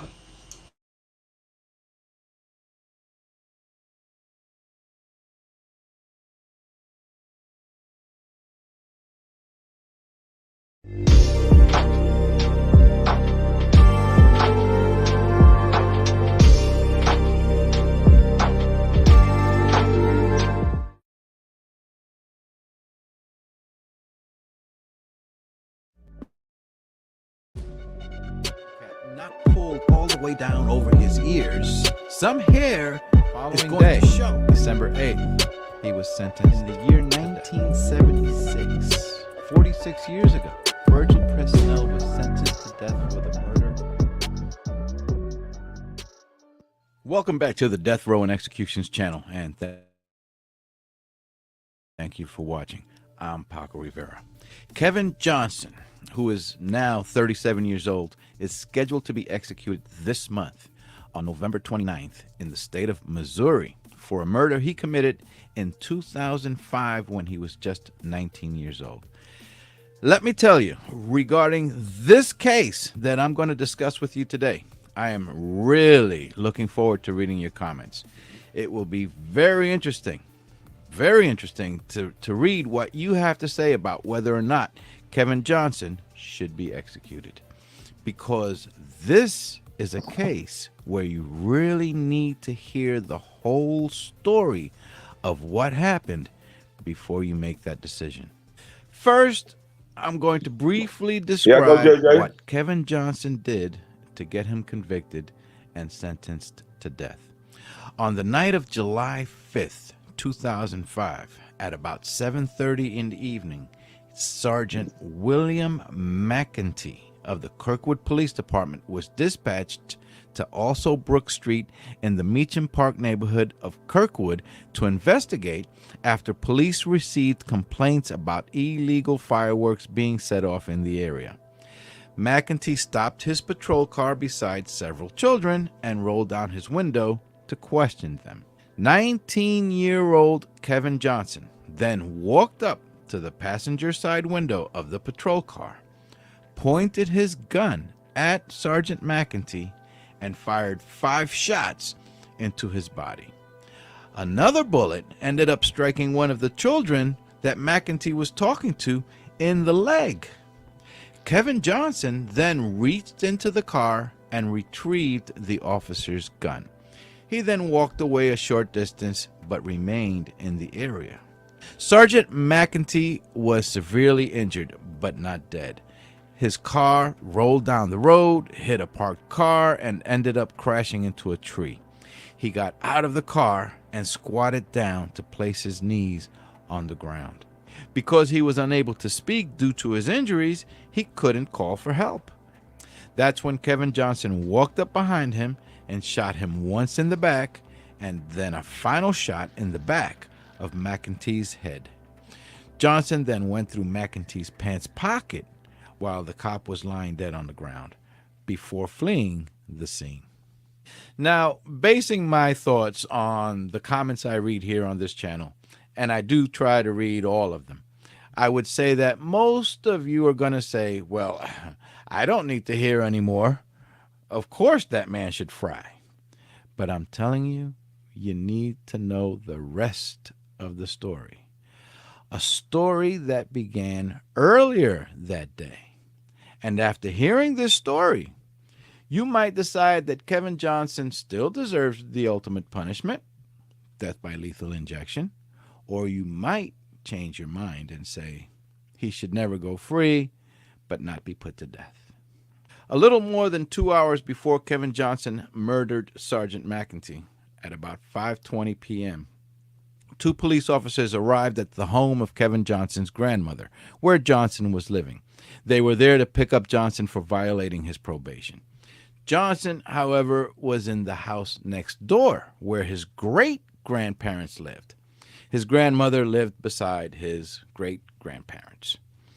He was watching through the window as police arrived at his home next door, and he knew that they were looking for him. The policemen then began looking into Kevin Johnson's car.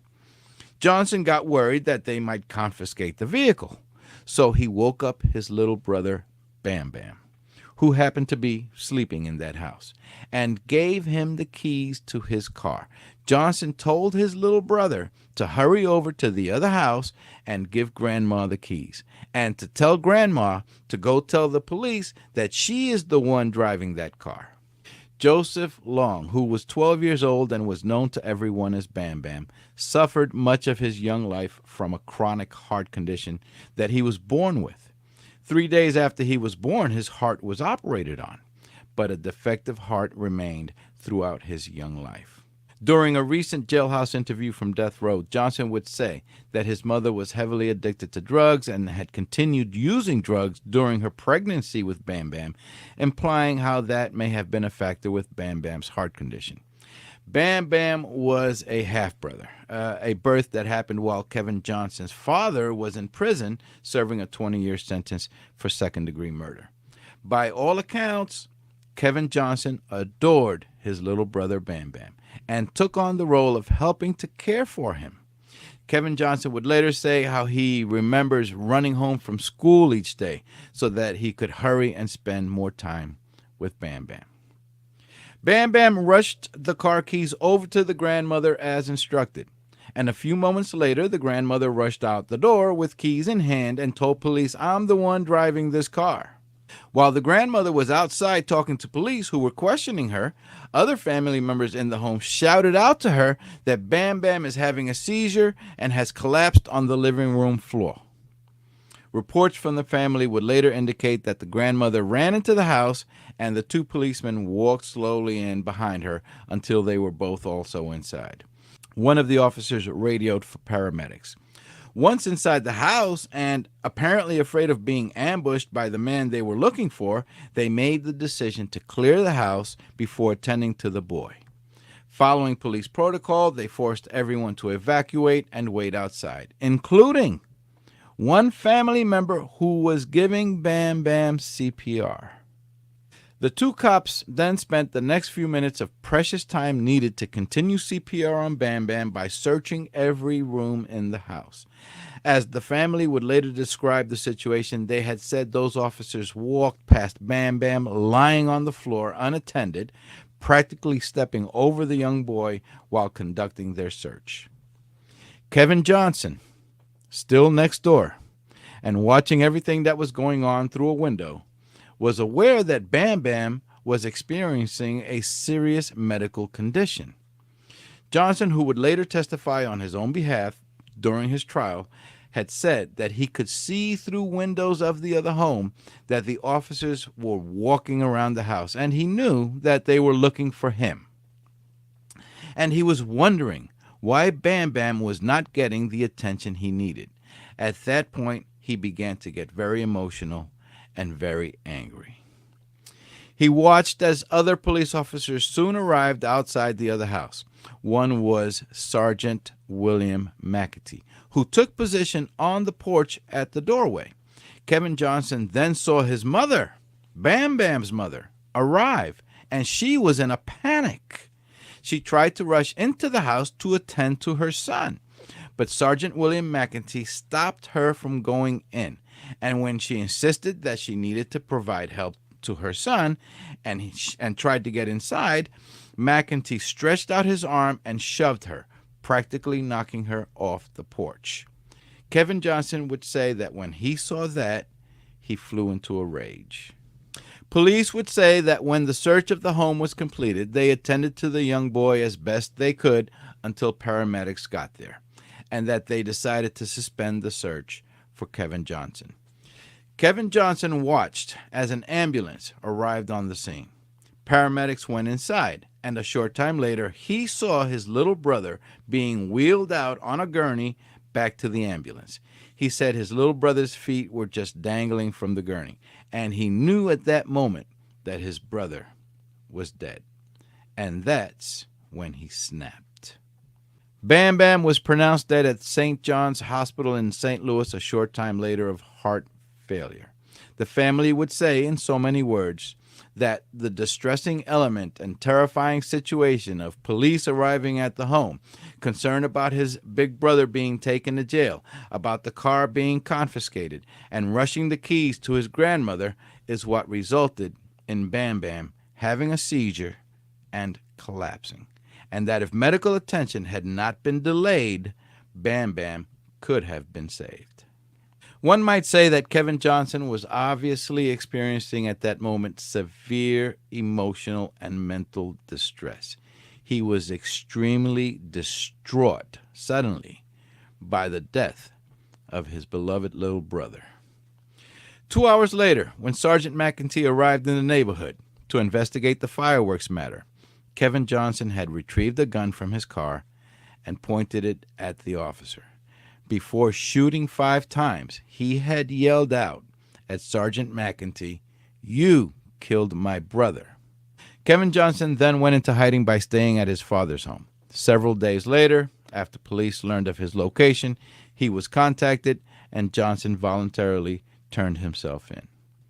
While Kevin Johnson had gotten himself into some trouble as a teen with some misdemeanor criminal activity in the past, there is no indication that he was ever extremely violent.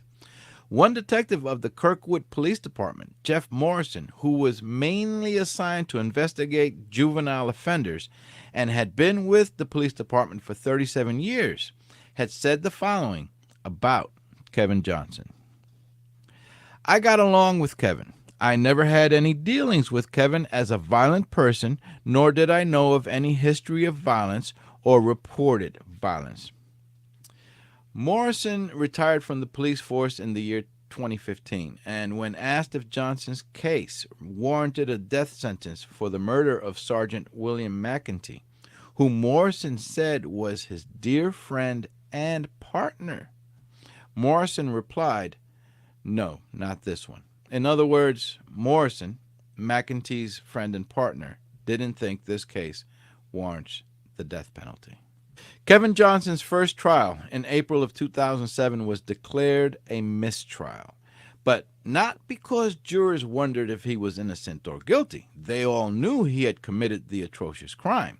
It ended in a mistrial because jurors couldn't agree with each other as to whether the conviction should be first degree, which would likely get him the death penalty, or second degree, which would give Johnson a lesser sentence. That jury in April voted 10-2, 10-2 for second degree. It appears that jury believed he should serve time for what he did, but they didn't think he should be put to death. In Kevin Johnson's second trial in November of 2007, a St. Louis County jury issued a unanimous verdict of first-degree murder, and Kevin Johnson was sentenced to death. Supporters of Kevin Johnson claim how that trial in November was biased and that the defendant was deprived of a fair trial for several reasons. For one, the judge allowed many uniformed police officers, supporters of Sergeant William McEntee, to attend the trial, and that seeing so many officers in uniform around the courtroom may have prejudiced the jury. Also, it was learned that one of the jurors had a stepbrother who was a police officer and was even acquainted with one of the police officer witnesses that testified, and that should not have been allowed.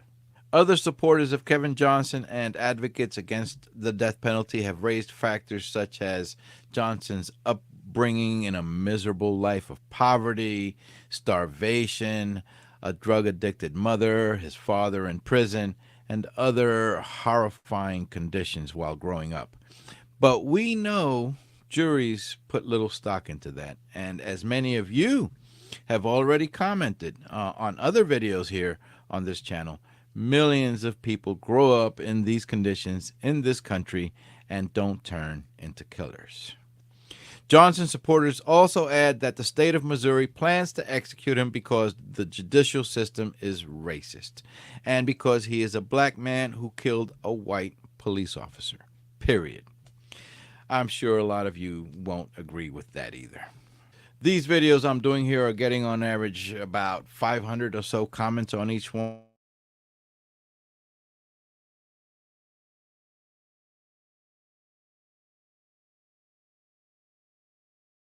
What do y'all think?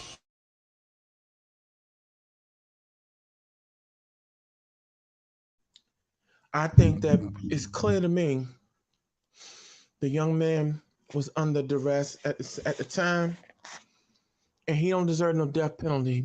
Does he deserve life? All right, we could say that. But look at the fact that here there's those police officers. What about those so-called police officers who delayed the treatment of his brother, who was in great distress, and they basically watched that child die? So are they going to be arrested for murder? Because I mean, he got that particular officer who pushed his mother, okay? But the other officer who was there, and all the others who knew this child was in distress, and they just let that child die. Put yourself in his shoes. He snapped. He was under great pressure. And let's not forget that he always got a damn defense mode from when these crazy ass white boys do something. They always, they had mental issues. It was mental illness. They always got an excuse. But whenever it comes down to a black defendant, so this young man couldn't get that, he can't get that same. Okay, Dylan Roof killed 9 black folks in a church and injured another 7, and still got taken to Burger King because according to the people in South Carolina, you can kill 9 niggers and still have it your way. So yeah, I believe he deserves life. Nothing more, nothing less. I'm looking at this thing like this. First of all, I'm looking at a retrial. I'm looking at 2 things here. First of all, the one juror that had the police officer, they knew the family of the victim. I'm calling for a retrial based on that alone. But do you know how hard it is to prove first-degree murder? You got husbands that have killed their spouse and wives that have killed their husbands. That it's hard to prove premeditated murder for. So for them to have a conviction of first-degree murder within a couple of hours, because that boy was distraught. So he might not even, So he might not even been in his right frame of mind. So in order for you to convict him on first degree murder is crazy. I'm looking at second degree. First of all, I'm looking at a retrial based on that juror that has a police officer within their family that knows the family of the victim. But also, it should be second degree. I'm not even looking at life. He may do a long time, but for somebody his age, he was a juvenile when he committed the crime, correct? 19. Oh, well, I And mean, he got 2 more days to live. that's crazy. And for those that sit there and say, yeah, he should have turned himself in, a lot of people have, been on a run and hid in their family member's house at that age. So, but if they would have took that young boy, removed him, and then secured the house, because usually when they removing people from the house, um, and putting them in a police car to secure the area, they still could have removed the child and still searched the area to see if anybody else was in there.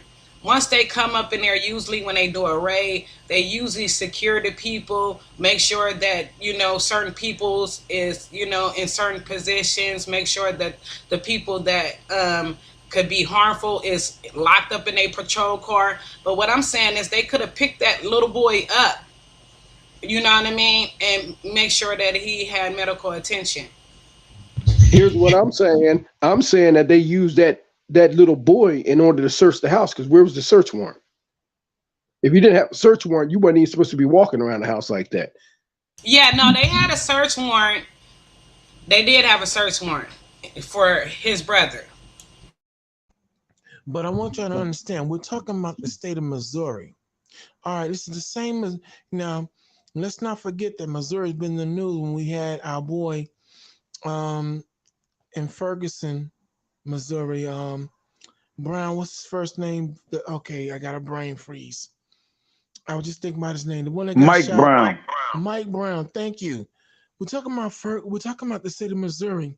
In the state of Missouri, all right, it is mandatory. If any of us were to shoot a police officer, if you just shoot a police officer, whether it was first degree, second degree, the minute you put your hands on an officer in the state of Missouri, it's already a mandatory 15-year sentence you're going to be looking at. Now, if you kill him, oh, forget about it. So the way I'm looking at it, man, yes, you're right. I totally forgot the fact that they said that the juror knew the family of the officer killed, a so-called officer killed. But just the fact alone that in Missouri, if you just assault a police officer, okay, you looking at 15 years, mandatory. So this, I mean, oh man, he only got 2 days. I'm hoping by some remote miracle he'll get his sentence commuted to or commuted on a new trial may commence. But we looking at the way Derek Wilson got off down there after he killed Mike Brown. Oh man, wow. I'll yield.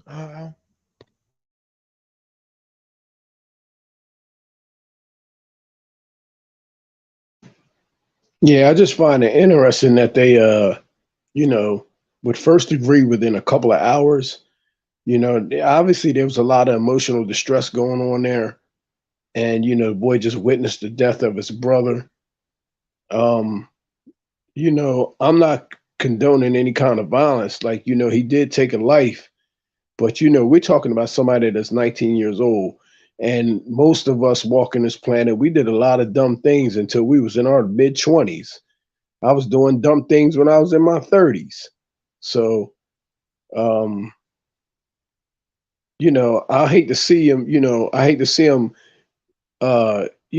the death penalty based on some of the things. I mean, being a juror is serious business in this country. So I don't know what his defense trial was doing, but I mean, if they knew that, that should have been a hung jury right there. That should have been a mistrial right there, just based on the fact that there was somebody selected on the juror that knew somebody within the victim's family.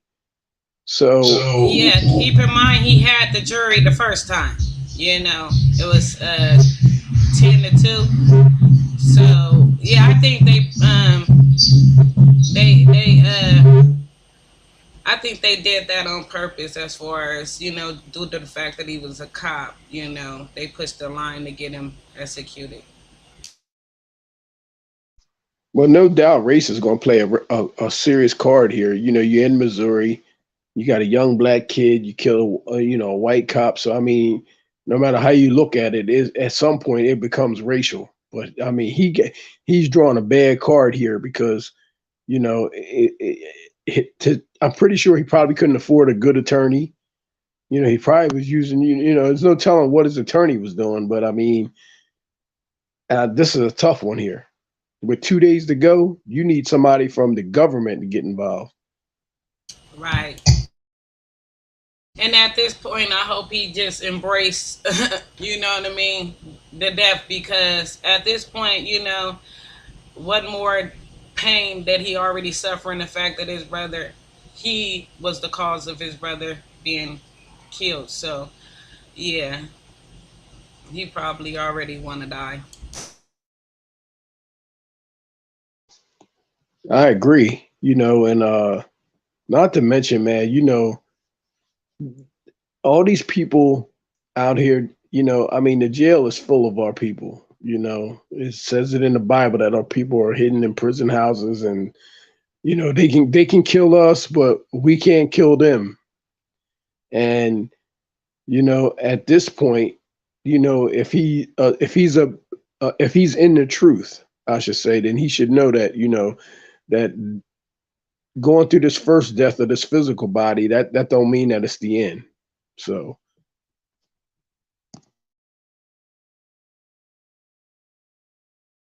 Right.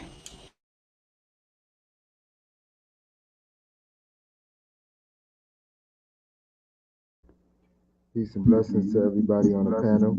So okay, here what I'm gonna say. But I thank you, Karima, for bringing this to our attention. Like I said, but we're talking about a super racist state. With Missouri, here it is. The majority of the township is black folk, but the people who run the town are white. So this just goes to show further how we really need to get ourselves together and entrench ourselves and empower ourselves, on all levels. Like I said, the fact that the police were responsible for his brother's death, but no one was going to be charged for that. They physically assaulted his mother, who was trying to make where she could get to the young to the little brother and render aid. And then some of the police there, they so determined to find him, they were stepping all over the kids. But come on, man. Yeah, mind you, somebody already was helping him, and they stopped the person from helping him just to clear the scene. Oh yeah, that's right. You know what? I'm glad you. Wow, that's right. Someone was already helping him, and here they in their little fearful minds. You know, they cleared the house and got rid of the person instead of letting that person stay because there was nothing going on. It was obviously nothing going on. So I think that was, in my hardest of hearts, I think they did that deliberately to flush him out. They didn't count on him snapping though and bringing, look, we don't advocate. I don't advocate violence, but I do advocate justice. And you reap what you sow. That was an evil thing they did. Seriously. But again, we're talking about Missouri. Yeah, We can talking you about can okay, you go ahead, imagine? D. Yeah, can you imagine you right there and your baby, is dying, and you there and you can't do anything because somebody's stopping you from even render aid for your child. That's awful. I can understand if the child was deceased, and the officer trying to stop her because that they don't want her to see the trauma or whatever. You know how most crime scenes the parent can't go see the child, but this child is halfway dead.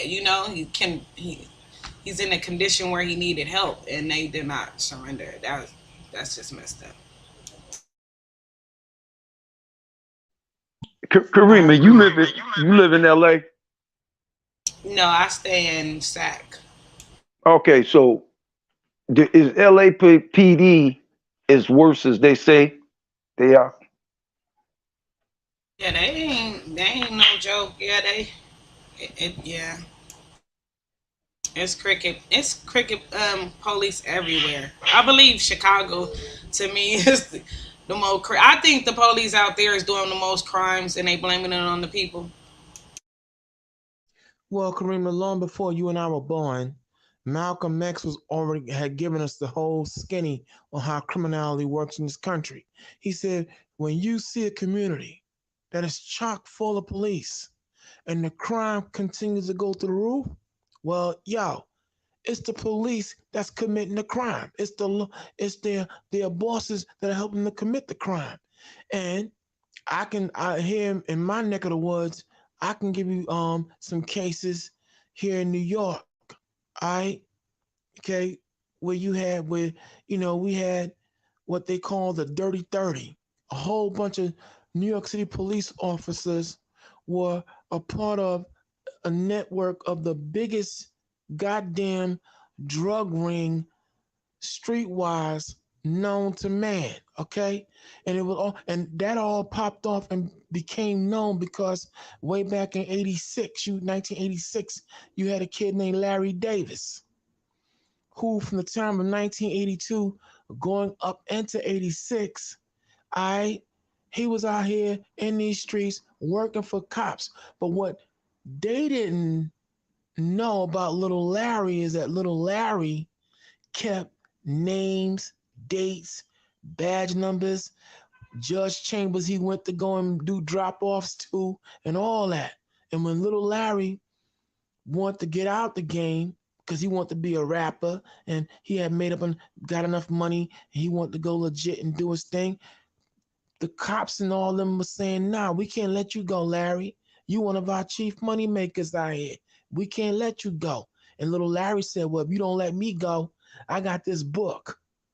And talk about art imitating life. I got these little Larry had names, big names, okay?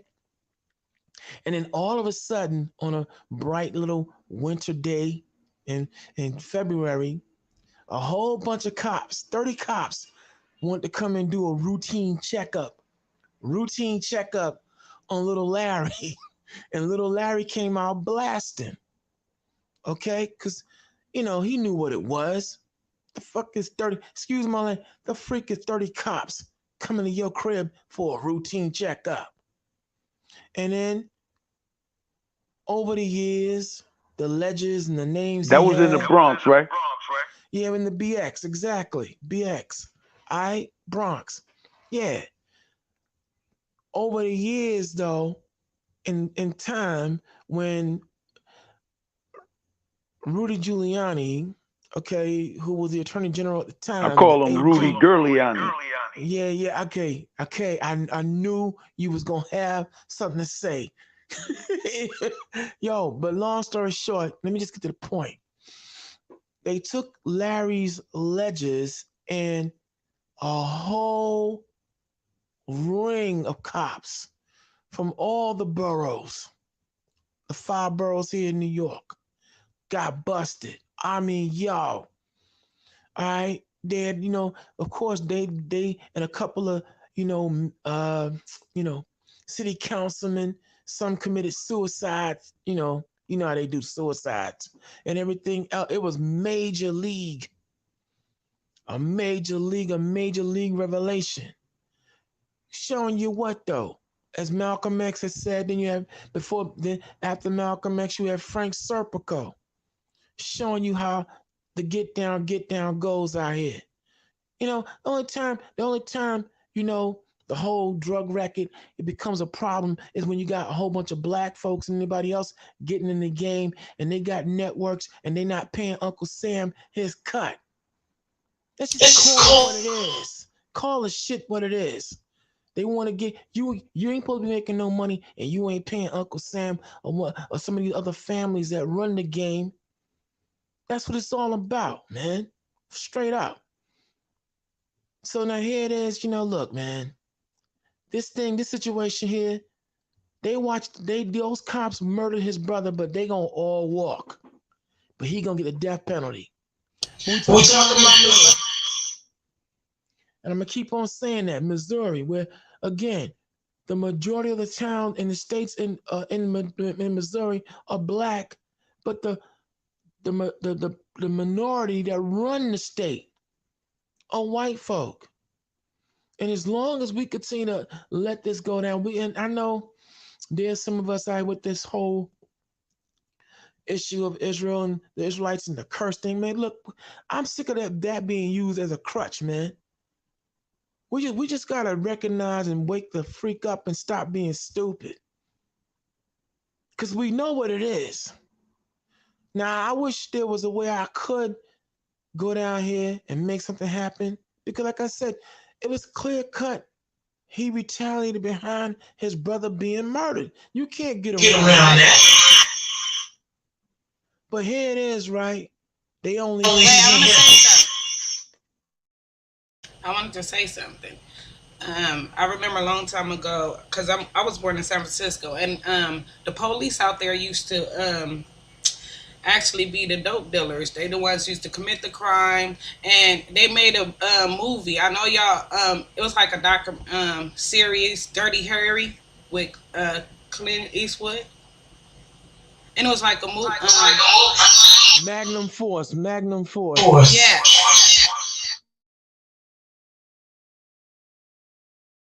And they was the ones that was committing the crimes and killing people and selling dope and everything.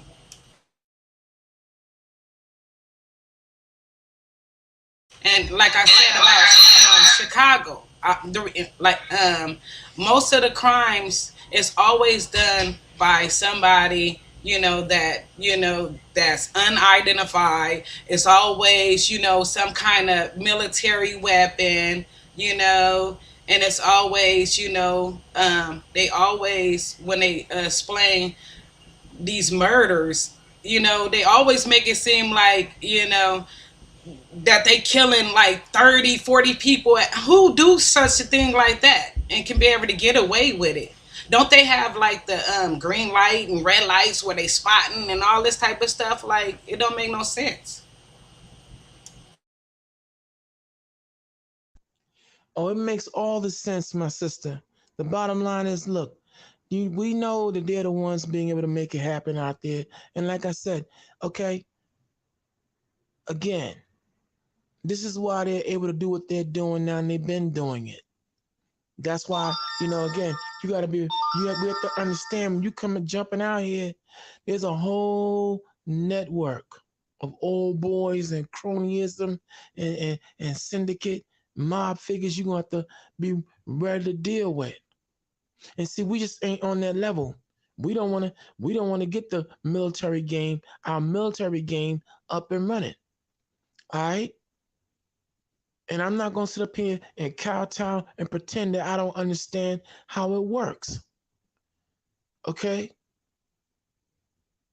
This is what they do. This is how this America was formed. Look, New Jack City, I give Mario Van Peebles, okay, he came up with these people, man. His father, Melvin Van Peebles, was heavily connected. New Jack City was not just a movie. It was just showing you what was really going on. and how it run then, how it ran then, and how it run now. It ain't that hard to understand. Please.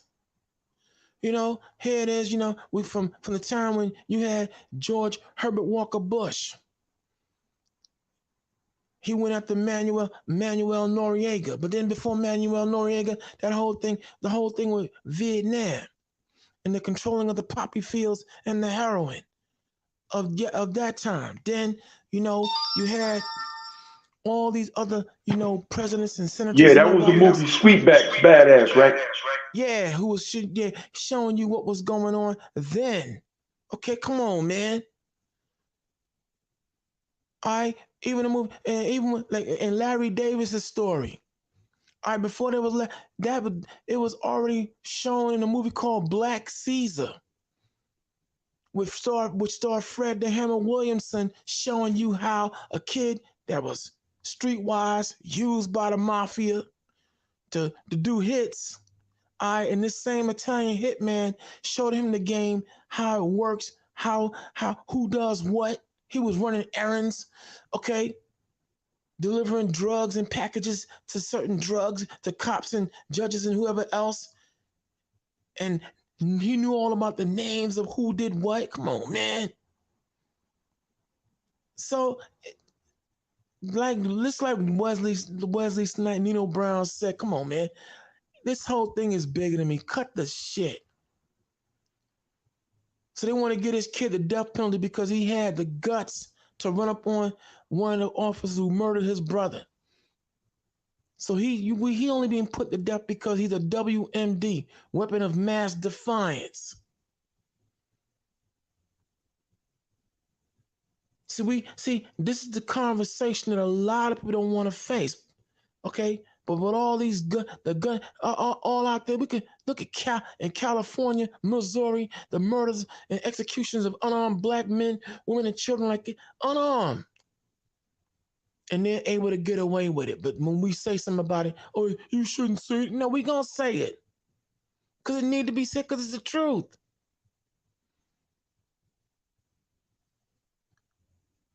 That's why it's not that hard to understand why they don't want no black folk in particular having a media company and owning. Because they want to be able to control the narrative with their media. And they got the right name too, media, MEDIA, the most evil devil in America. As Malcolm X said, the media have you hating the victim and loving the criminal. And this was all going on before, and he ought to know how the system ran since he did 10 joints in prison. He ought to know. He should know. Okay, Frank Serpico, who when you go check out Al Pacino, the movie Serpico, who was ringing the alarm way back in 1971, 72, showing you how the cops was getting in and getting in and getting it in and getting down. And then Dirty Harry Callahan, Clint Eastwood, Magnum Force. And I ain't forgot the most chilling part of the movie when David Soul, who under Hal Holbrook, who was the chief of police, when David Soul said, look, Callahan, this is how it works.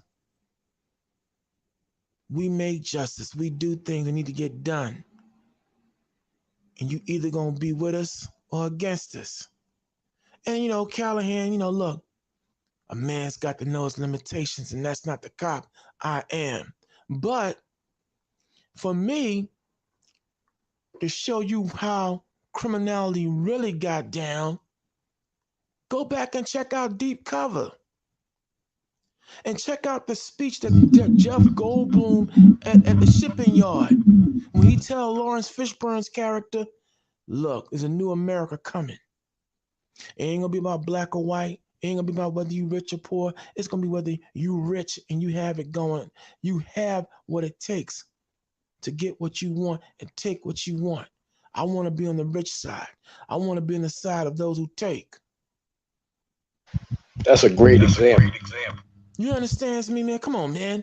And like, look, like Snoop Dogg said in his, and then come on, Training. man. Ice-T, High Roller.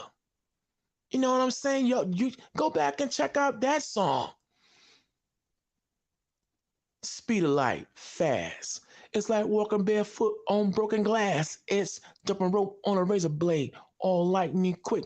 Yo, come on, man. He broke it down to the science. Come on, man. Life, and yo, and like and I gotta go back to Malcolm X. Good God Almighty, this dude speech way back in 1958. The dude said, "Look, you want to know why things are what they are? See, they put the criminal class, the flash and the dash, because that's how they want to lure you in. They make it look good. They'll pay you. They'll make the money. All they want to do is control." He said, when I was doing what I was doing out here, steering and drug dealing and whatever else, I had my madam, I had everybody who I was working for, and I'm taking money to the cops and other entertainers who want their packages. I took care of that because they recruited me. Come on, man. This been going on since the beginning of time. This whole game of boss and employee ain't nothing but a euphemism for pimp and hoe. And as the Bible say, there ain't nothing new under the sun. Pimping and criminality been going on since the beginning of time. Like when you go in the Bible, for instance, like the first act of pimping is in the Bible. Some of y'all saying Malachi, oh baby Hebrew, what are you talking about? Yo, next time one of y'all you get a chance and go check out the story regarding Rachel and Leah. I think in their affections for Jacob, I think it was. No, not Jacob. Come on, Shida. Who was the husband at the time? Well, anyway, Rachel and Leah. Bottom line, Jacob. Yeah, it was Jacob working for Rachel, I think it was. And let me get to the point. There's a point where Rachel want to make some pies. And she showed them mandrakes. So she go to Leah saying, yo, let me get a bushel of mandrakes so I can make these pies. Leah feels some kind of way about the fact, oh, you want my fruit and you got my husband too. So what did Rachel say to her? Yo, let me get the mandrakes and I'll tell him to come see you later on the night and service you. And after a hard day's work, what he do? He come in, Jacob come in, he coming from a hard day's work. And what did she tell him? Look, I had to make these pies, so I need you to go. And I had to make a deal with Leah that, to get the fruit, I had to, tell her that I'm going to have you come down there and service her. So you got to go take care of her. So there you have it right there. She didn't trade him out for no gold, silver, or precious commodities. She sold him out for some fruit. So there you have it, the very first professional international manipulation practitioner, pimp, in the Bible. He was a private dancer for some fruit, y'all. You see what I'm saying? Ain't nothing new under the sun. Somebody take over. Nah, you got to keep going. I'm just saying, come on, man. Look, it is what it is. But now, yo, let's move on, y'all. Let me, cause I'm over here going off the night word up. But yo, now let's talk about.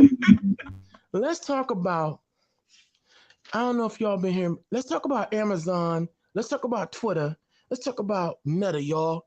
Yo, Amazon, as of November on Friday, y'all laid off 10,000 people. Why? Let me make the announcements. Then we're gonna get into it. Amazon laid off 11,000 people or 10,000 people. Then you had Twitter. When Elon Musk took over on November 4th, they laid off 50% of their staff. That's 37. Oh, damn.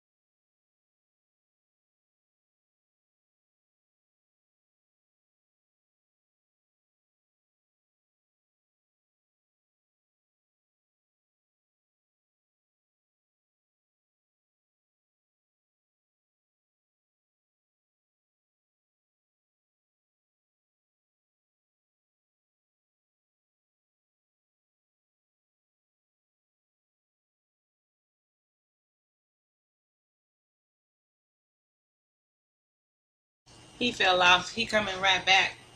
But Jesus Buddha, what's going on?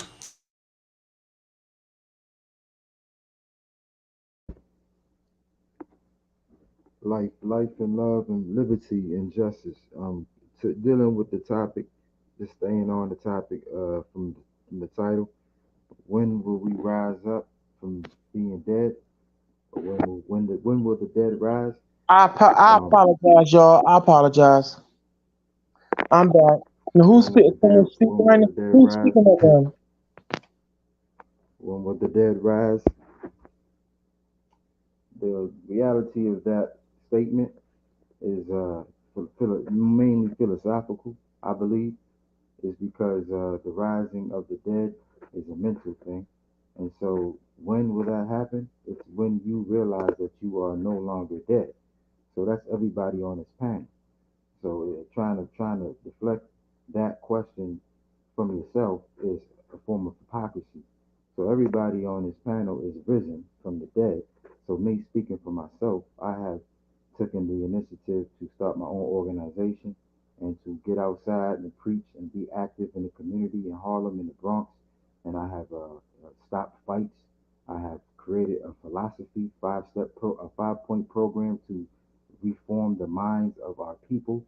So being able to take accountability for yourself, looking in the mirror and being able to answer that question, when will the dead rise? Well, I was once dead and now I have risen and I have now made the initiative to do something about it. So the reality is everybody on this panel who calls himself conscious is no longer dead but has risen. So now it is time for us or we to be examples and motivators to those who are still asleep.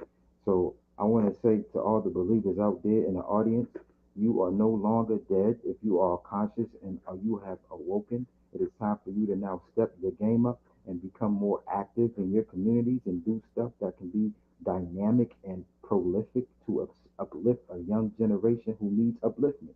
Because there's a lot of young people who are not motivated, who are not inspired, and who don't have enough good positive role models to show what it means to stand up against bullies, to stand up against racism, to stand up against prejudice. So the risen have to now be accountable. And so I want to make sure that I put that out there that we are the risen dead. That's it's no longer the question of when, it's already here. We're already here. So now what are we gonna do? Okay? I've already said what I have done. I would like to hear what everybody else has done, and maybe we can come together and try to do something for the people. Yeah, just put your information in the chat. Yeah, you don't gotta brag about what you doing. And from my understanding, you just got started on doing what you doing. I appreciate that doing something, trying to do something instead of focus on, brothers that like Shanetta, you stay focused on that's, not doing nothing. You got to be an example, instead of just worried about what somebody else doing. And yeah, moving on. Yeah, I'm back, y'all, and I'm sorry about that. And Black Jesus, you know what? You're right. Don't worry, but me and you, we're gonna hook up anyway because we in the same borough, and I want to meet you anyway. So we're gonna work those particulars out and everything else to put our heads together, and we're gonna make it right. So, and you're right, right? We are risen here, but we're gonna make sure that we're gonna be an inspiration to help everybody else come along at their pace, of course. And this is the Lions Den. Okay, before I get started on the next subject matter, I want to talk about before I wind up miscalculating my time on my other device. I apologize, but look, the Lion's Den again. We always give honor to the Lord in Christ from whom all positive thoughts flow. We thank the CEO of Operations, JJ7000, along with Sister Karima, for granting us the privilege, okay, to be able to come here and lend our statesmanship to the panel and to the panelists who are coming up here, lending their statesmanship. We thank you. Now, as I was saying, yo, Major League, you got Amazon laid off 10,000 people, because they've been taking a lot of hits, you know, um, in certain departments, in the media, in the Alexa department, and you had Twitter, they laid off 3,700 employees after Elon Musk took over, and Elon was feeling some kind of way about a lot of the.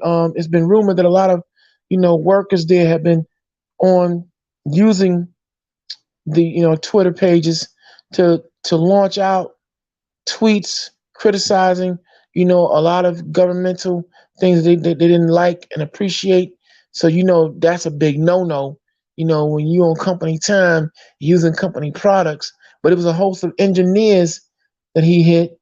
Then you got Meta back on the 23rd, last Wednesday, laid off 11,000 workers. And now as it stands, according to, the United States Bureau of Jobs and Census, yo, a total of 73,000 tech jobs have been cut. All right, along with the layoffs I just laid out. But my question will be, what's going on that within days apart, Amazon, Twitter, and Meta just laid off massive amounts of people? All right, and Elon Musk, he was so cold that when he took over Twitter, he ain't lay off people face to face. You had 3,700 people woke up to emails saying, "Dear sir or madam, your services are no longer needed." They got fired by email, and all monies that you are due will be sent to you. Don't come looking for us, because we ain't looking for you. You'll get your money soon. That is cold, straight cold. But my point I'm trying to raise now with Amazon, now these layoffs come right on the tail end of this whole Hebrews the Negro. I'm not saying it's connected, but I mean, it is kind of weird that these massive layoffs just came out of nowhere.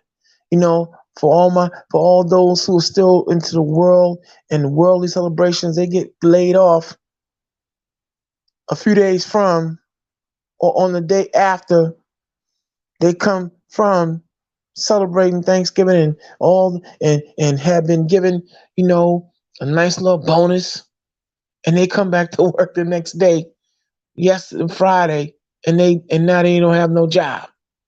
And then with Meta, same thing. Wednesday on the 23rd. All right, all this within this month of November, weeks apart. And then a total of 73,000 tech jobs just got shut down. So now what's really good? What's really good, y'all? What's going on? All right, what's happening that all of a sudden now, out of nowhere, out of left field, is something brewing, y'all? Let me know what y'all think, and I'm gonna yield the floor. I just want to put that out there. Let me see who's thinking, and let's see who knows what, or may have a better understanding. And I yield the floor. Mississippi, get up here and explain this video.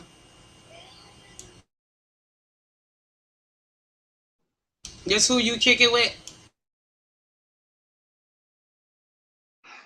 Okay, Linus, what's going on? Talk to her. What Mississippi doing, or who he kicking it with? What is you talking about? Get up here.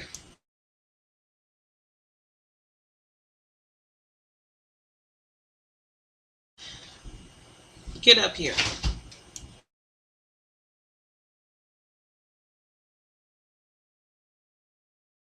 Yeah, he put a video of some racist white woman talking about black people. Somebody needs to be hung by a tree, some old wicked stuff. But I'm like, why? What is the purpose? Can you show that video here?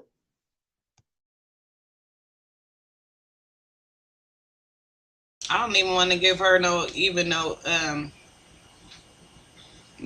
spotlight, but I'm gonna show you what the video looked like, and y'all can go see it.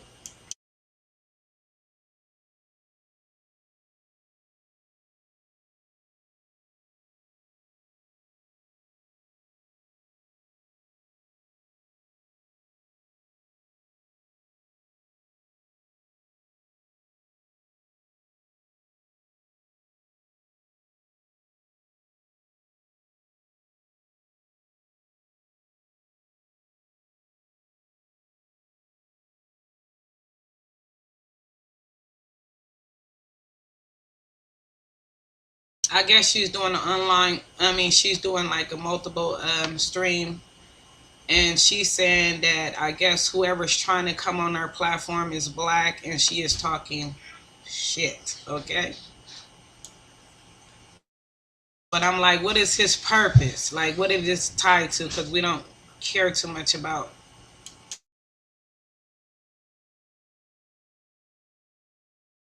the people sitting there with you.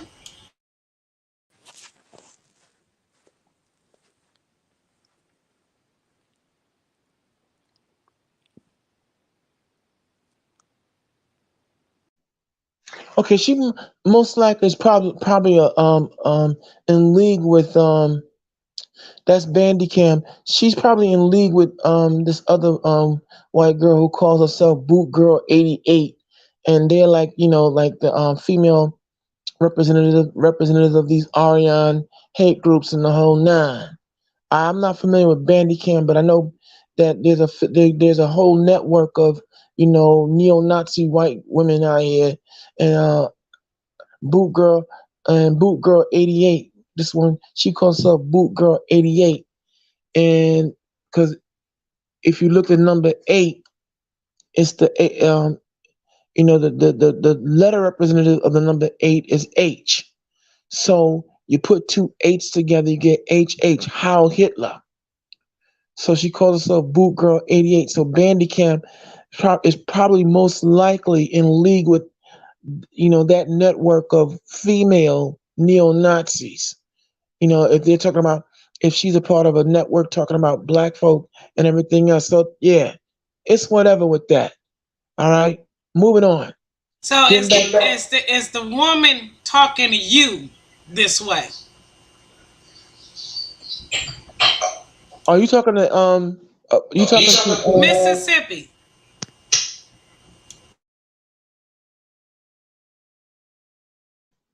Well, my question would be, why would Mississippi be talking to her if she's a part of a hate group? But moving on, okay, while you dealing with that, Karima, and on that end, like I said, y'all, we got all these major league layoffs that's going on. There's 73,000 people out of who just lost their jobs. Now, I don't know if major media network has been talking about it, but this is why what we do here at the Lions Den. We seek out the information. We seek out what's going on, let you know, and show you how, even for all of our non-Bible believers, how real Bible prophecy is. You know what I'm saying? We are living in a time of perilous times, as the scripture, 2 Timothy, the 3rd chapter said, we be living in. Here it is now. You're talking about. Let's look at this. 73,000 jobs plus 11,000. That's 80. That's 84,000. Coupled with 10,000 more, 94,000. Yo, we talking about the population of an entire town or county in some instances that are now out of work suddenly.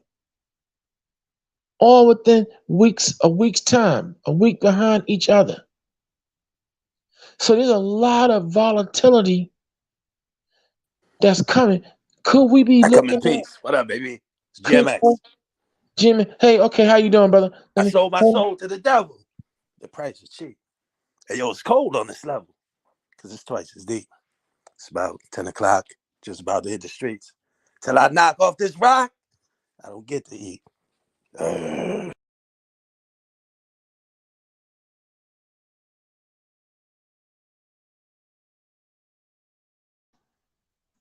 Oh, you want to show how Tommy Brown get down. So moving on. So moving on. Word. You gonna bust your guns to get it?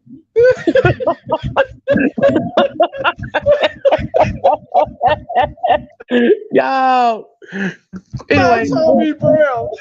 Tommy Brown. I'm gonna see how Tommy Brown get down. You want to war? You want to run? Yo, Hi. You want to romp with me? Huh? Yo, anyway, so are we looking at the volatility? Are we looking at perhaps something major about to happen with the economy? Now, maybe I'm reaching, but it's kind of weird that all of a sudden, all these layoffs, and we're talking involving high tech companies. And here it is, most notably, Meta. Could somebody hit the mute button? Meta, Twitter, Amazon, social media companies, all right, that have their tentacle, and the owners of these companies, the Jeff Bezos, Elon Musk, Mark Zuckerberg, they got their tentacles in their hands in all kinds of other cookie jars out here. Oh, I got a great answer for this, man. I got a great answer for this. So okay, go to work. Listen, what's going on right now? What season are we in right now? Politics, voting. So when you got a president that's coming back, when you talk about things like this takes me back. All I think about is Donald Trump. Okay, because when you start having that many people laid off, it shows in the unemployment line. When you have a big unemployment line, the first thing that everybody wants to look at is the president and how good of a job he's doing with the economy. If he's not doing a good job, then of course they want him out of there. Well, who's running again for president? Donald Trump, the creator of all chaos. He wants to implement these people that think they can stand their ground and carry their guns and have all type of right-wing people coming out that wants to go down into the White House and break inside of the White House. Listen, man, this thing is all about politics. When you got people like Jeff Bezos and Elon Musk and these people that know that they have enough money to influence the political parties and your voting, they will do it without being affected. It'll affect the economy before it affects their pockets. They can afford to lay that many people off, but guess what? That amount of people, that's going to show on whatever political party watch is running at that time. If it's on Biden's watch, if you got that many people showing up inside of the unemployment office data sheets, that's a problem. It's going to make Biden look like he wasn't doing his job. So, like I said, everybody wants it. Well, there's a lot of people that want to get Trump back in there because look what was going on when Donald Trump was in the office. You got cops killing people. You got racist stuff going on. You got people calling. I mean, listen, I'm seeing things now that I never seen when I was growing up. When I was in the world, if you say that N-word, you had some people on you. You gonna get ran up out the neighborhood, and I don't care where it was at. Something's gonna happen. If it was something going on to a person where there was a cop that killed somebody and it didn't go down right with the people. Look what happened after they did what they did to Rodney King. They tore LA up. They tore LA up. You ain't have them cops was acting right for 30 years after that. But now you got so many things that's like giving them the green light. It's like, man, when you get a president in there like that, these people come out that think they can do anything they want to do and still get away with it. So, if you can break inside of political offices and that gets swept under the rug, and you show the entire world how easy it is to get inside of our most guarded gates. If you can do that and get away with it, the sky's the limit after that. So the only thing I can think of is that's political movement. That's political movement to me.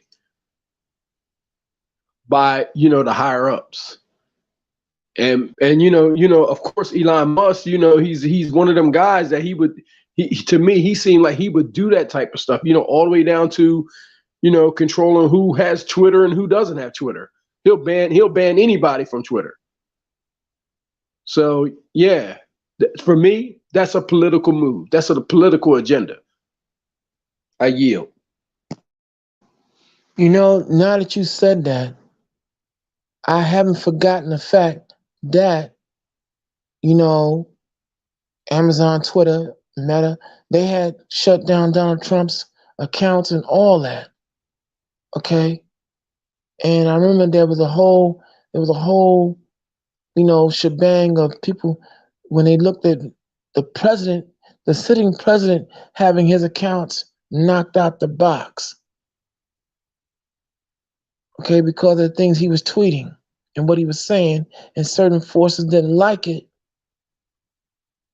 And then, as far as I'm concerned, they definitely stole the second term from him, but I'm not going to go into that. But my point is, you just hit something around there. I never considered everything that you just laid out.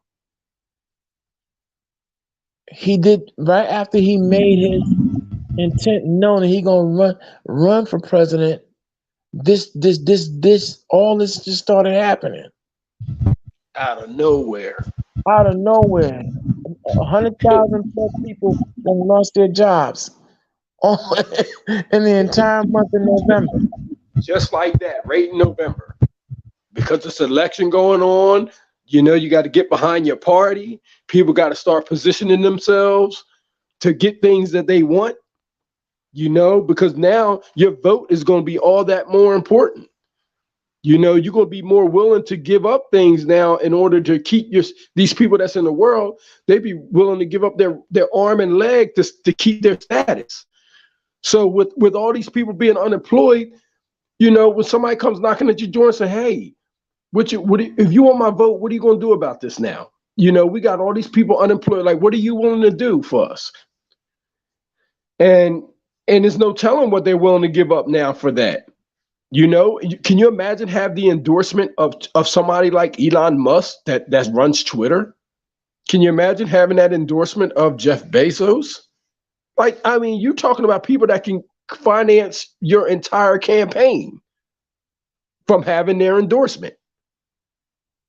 So, of course, if they can lay off that many people and then affect our economy like that, these are people with power now. And they're setting themselves in the position to where they can enforce that power, saying, look, we got this much power in this country right now. We just laid off 10,000 people. What are you going to do for us? We need you to do this, that, and the third. We need you to drop these sanctions so we can move more product from Amazon. We need you to let China to come in here and do this and get them ships out of the water. Man, it's crazy, man. These people, man, it is absolutely what they will do for money is insane. And not to mention, if you lay that many people off now and then you're looking at the oil, because what I'm hearing now just recently that we're into the reserves already because of what's going on with Russia. So you got high oil and unemployed people. That's going to cause chaos, man. And then you got food shortages. You're creating chaos, and it's going to come from the tech world. What they're going to do? What's going to happen when they cut the lights out? When there's no internet, what's going to happen then? So I mean, I'm just looking at it from, when I see things like that come out of left field, for me, it has to be political in order for you to position yourself to do something greater in their eyes.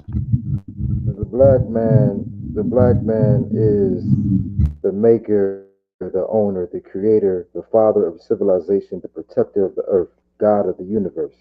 So he is a problem solver.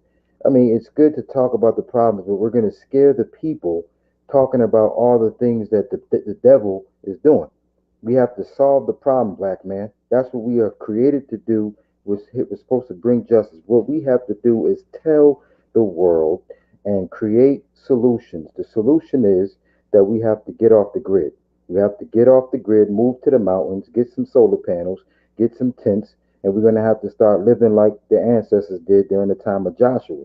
Get our arm up, and we're going to have to start living off the grid and start feeding ourselves, grow food, and we're going to have to start teleporting or broadcasting a warning, putting out warnings so that everybody can come and find us in the mountains somewhere, living off the grid. If they're looking for food, water, and shelter, we're going to have to be the escape.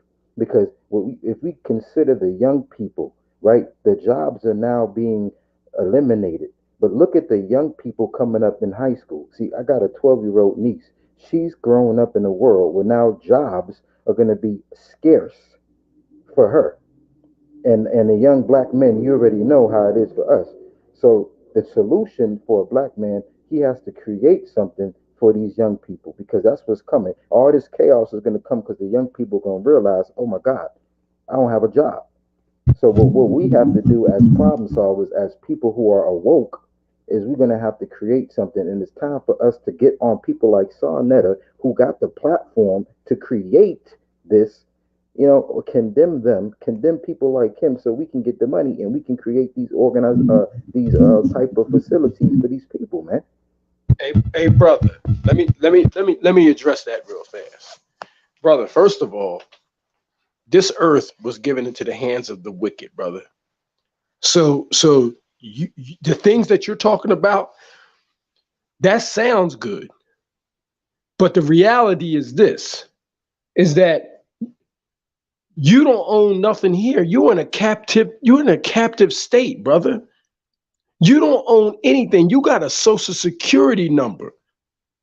You have an identification. You have a driver's license. You're on the grid. Now, you're talking about moving to the mountains. Guess who's up in the mountains right now? The militias, the white militias. Do you know what Bill Gates is doing right now? He's selling his stock and buying up property, so you can't do exactly what you just talked about. We don't own anything, brother. Listen, our hope and our faith is in the Most High God. That's who's going to fight our battles. If those philosophies was going to work, brother, we've had some of the most intelligent black men to ever have existed in any race that couldn't figure out what was the best for black people as a whole. Because, see, we so self-conscious and we think so out of the box sometimes that we don't deal with the reality of things and what was actually given to us from the very beginning. Listen, these people that you're talking about moving off the grid and so on and so forth, brother, listen, the white man, right? And I'm not giving him any credit, but when it comes to being a devil and his devilish ways, oh, brother, he the master at that. And they light years ahead of us when it comes to those type of things. And how do I know that? Because the reality is the predicament that we're in right now. The reality is that they're killing us every day. The reality is that we've been in slavery. The reality is that they control the education system. The reality is that they control the police system. Brother, while we were sitting here being so all conscious, while we was doing that, the KKK and all these white supremacist groups was infiltrating our police departments. See, that's the difference between the way a white boy thinks and the way a black man thinks. We thinking about doing things while they implementing it. They implementing it. The plan was for them. Listen, these cops that's doing these things right now, brother, I heard this stuff 15 years ago about the Ku Klux Klan and these white supremacist group infiltrating our police system and our justice system in order to do things that they're doing now to create chaos. What I mean by that they can go out here and shoot up somebody and then the boy walks and gets off. And then all black people, we sitting there, we get emotional because that's us by nature. We get emotional. We want to go out here and just act off of pure emotion and put no plan together. But guess what they have on their side that it seems that work in every other race? We can't come together. Because you just mentioned that Sarnetta got the platform. Are you kidding me? What platform? Do you see any of our kids running around here wanting to go to Egypt?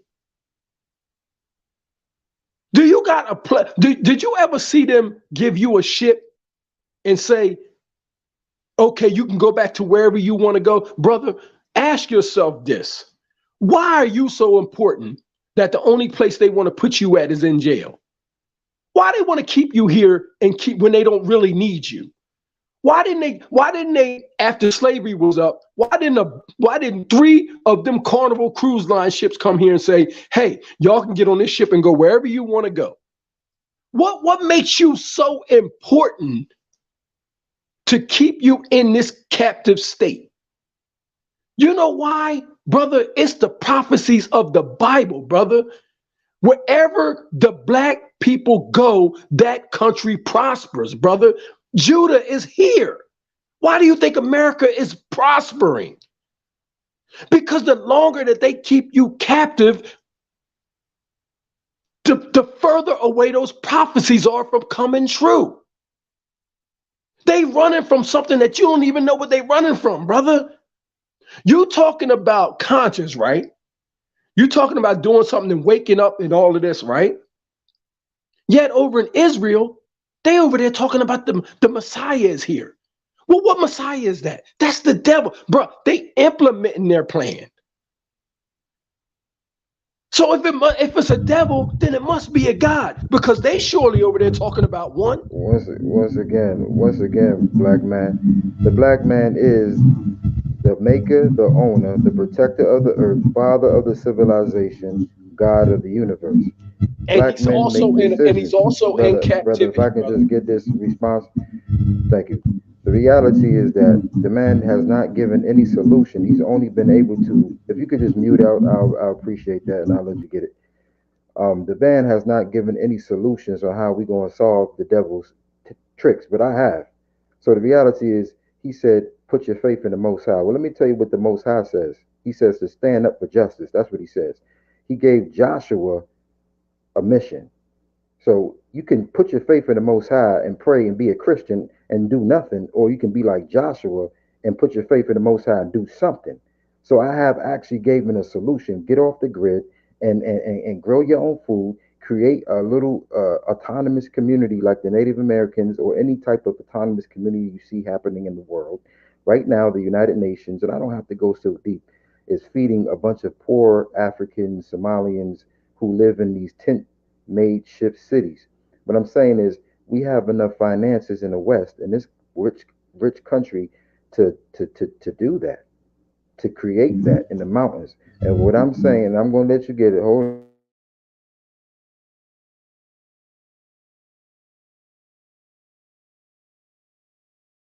talk about what kind of power the white and Joshua ain't have no fear. And that's the name that my mother gave me. I have the name of Joshua, but Jesus is more common today.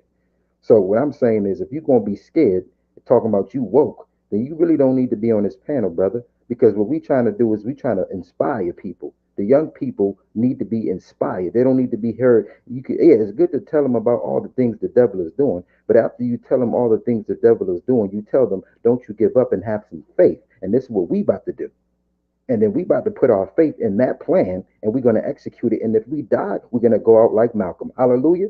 See, what you got to do, brother, is have some more faith in yourself, have some more belief in yourself, and have some more love for yourself. And if we had that, then I guarantee you, we can stop this enemy. I'm not scared of the white man. As far as I'm concerned, I've already died. You see, the topic is called When Will the Dead Rise? See, the death of the ego, the death of fear, killing your fear, killing your nigga mentality. Once you wake up from your nigga mind, once you wake up from all the fear, then you're not gonna be dead no more. I already killed myself, brother. You too busy talking about what kind of power this white man has. I've already killed the fear out of me. I'm looking for those who are strong, who are willing to do something and ready to change the world for the young people who got to come and think about what kind of job they're going to be working because Amazon just let off all these thousands and thousands of people. That's what I'm trying to do, brother. brother. Yeah, he sounded like Malcolm X in a few quotes that Malcolm X then quoted. But at the end of the day, you still young, so you acting like you done been up and down the freeways and the highways, and you only like 20 what 9, 21? What? Oh, brother. Oh, I mean, that sound a little personal, sister. I don't know what age got to do with it. Was talking out the cradle, so I don't know I mean, why you cause you sitting here trying to make that a big deal like my age. it is because you know you ready to go to war and ready to do all this other stuff, but you ain't sat there and really sat down with the community long enough to even be up here talking big stuff Where's like the you Malcolm community, X, sister? Where's like the you community? Malcolm. brother. First of all, brother. The community, the same community that you said you was helping and trying to build, and they wouldn't listen to you. So why are you sitting here saying that I Okay, wouldn't sit down with so them? I No, think you start I'm being saying you ain't personal said right now. long I enough. really I think said that you you're being personal. hold no, on. I'm not here's trying to why. argue with you. You trying to Here's argue. why. Here's Like why. I said, you ain't said long enough. You done been up here. I listen to different people and I see how they move and see how they walk around. So don't take it personal. You already came up here and spilled your whole situation numerous of times. So at the end of the day, Look at how emotional you get. I'm far from that. I'm And, far from that. who are you to just No, here's I'm that person that'll remove you just like I did the last time. You want to argue? We not about to do that. Like I said, you young.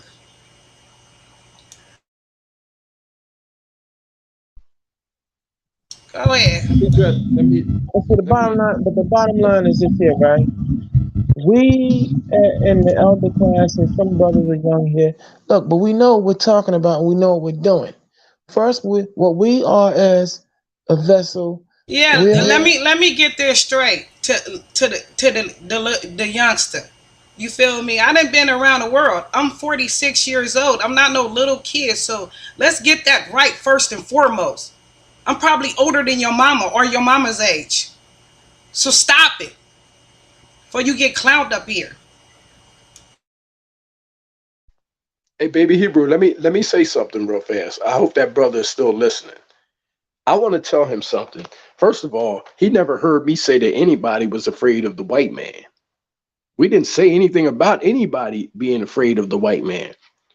But what I did say is that this planet, this earth that we live on, was given into the hands of the wicked. Now, that's what I did say, brother.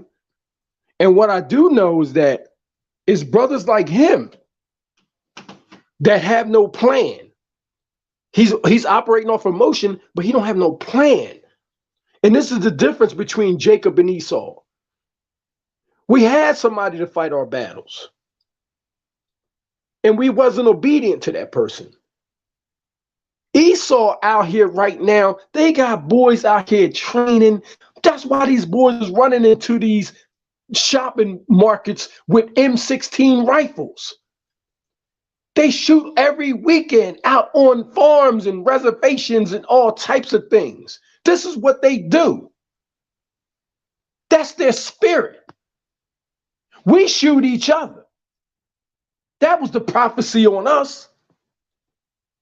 But they shoot us, and they willing to go into a supermarket and light up 5 or 10 people here or there. So what I'm telling you, brother, is that you don't have a plan. Because yeah, he's 23 years old. I just remember, like you young, you fired up, and you coming back like you didn't been around the world in 1 week, and act like people don't know who you is. Yeah, that's emotion talking. That's hormones talking right there. You know, that's big talk right there without a plan. But if you know that you're 23 years old, you know that you should be falling in line to your elders, somebody that's been around the block a couple of times to know how these people operate. Before you can even think about going into those mountains that that Bill Gates already own. They buying up them mountains. So you can't do exactly what you've been talking about. Going off the grid. You want to do things that these white militia are doing. They already own the property out in Wyoming, up in Colorado, up in those mountains. If you go there, you're going to have to fight for it. Are you ready for that? Because that's their hiding places already. Where are you going off the grid at? When has black people ever went off the grid in this country anywhere? If we could have went off the grid, don't you think we would have done it by now? You can't even drive 100 miles down the road into a sundown town without getting pulled over and somebody disappearing. This is not about fear. This is about the setup. Brother, they got two places for us in this country. The ghetto and prison. That's what they got for us here. This place ain't scheduled. Actually, it's three, bro. Say that again. The ghetto, prison, and the graveyard.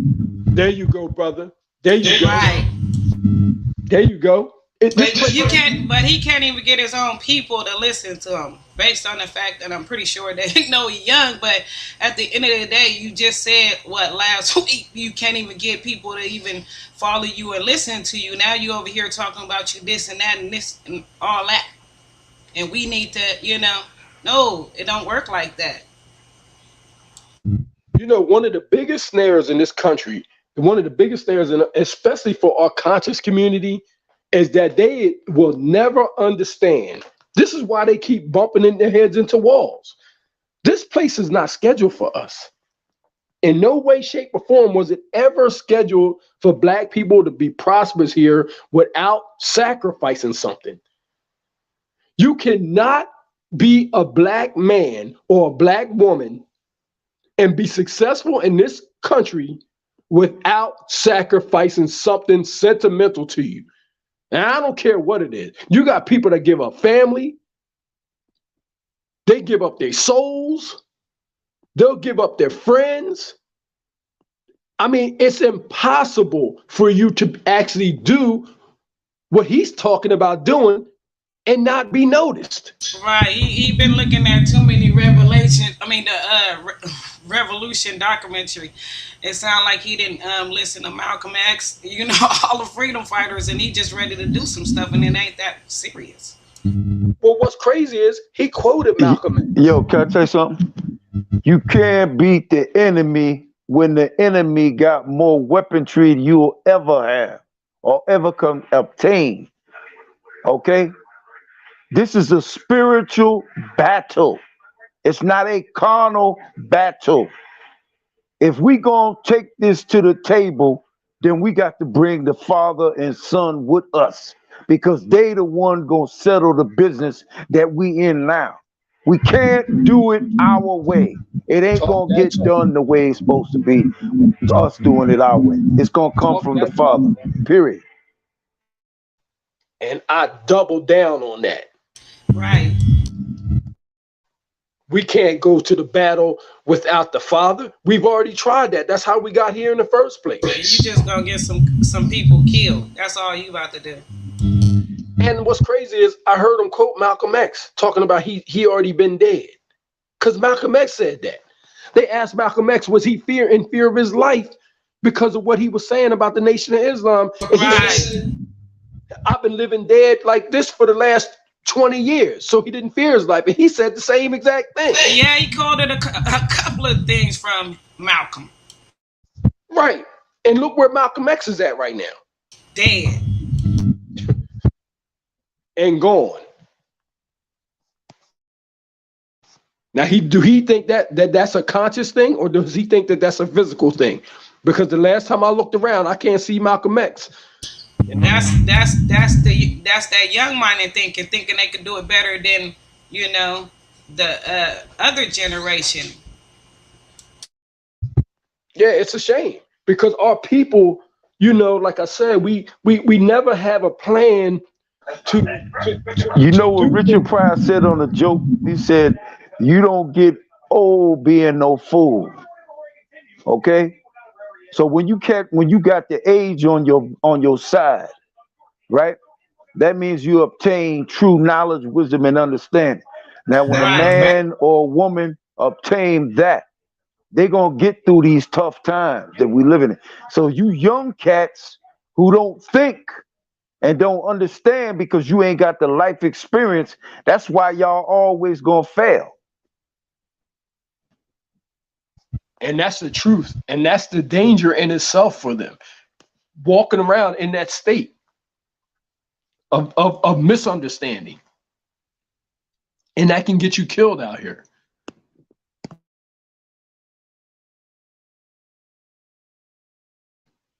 Now, we just got done talking about some political things, right? And we was talking about all the movement of these people and how they controlling the jobs.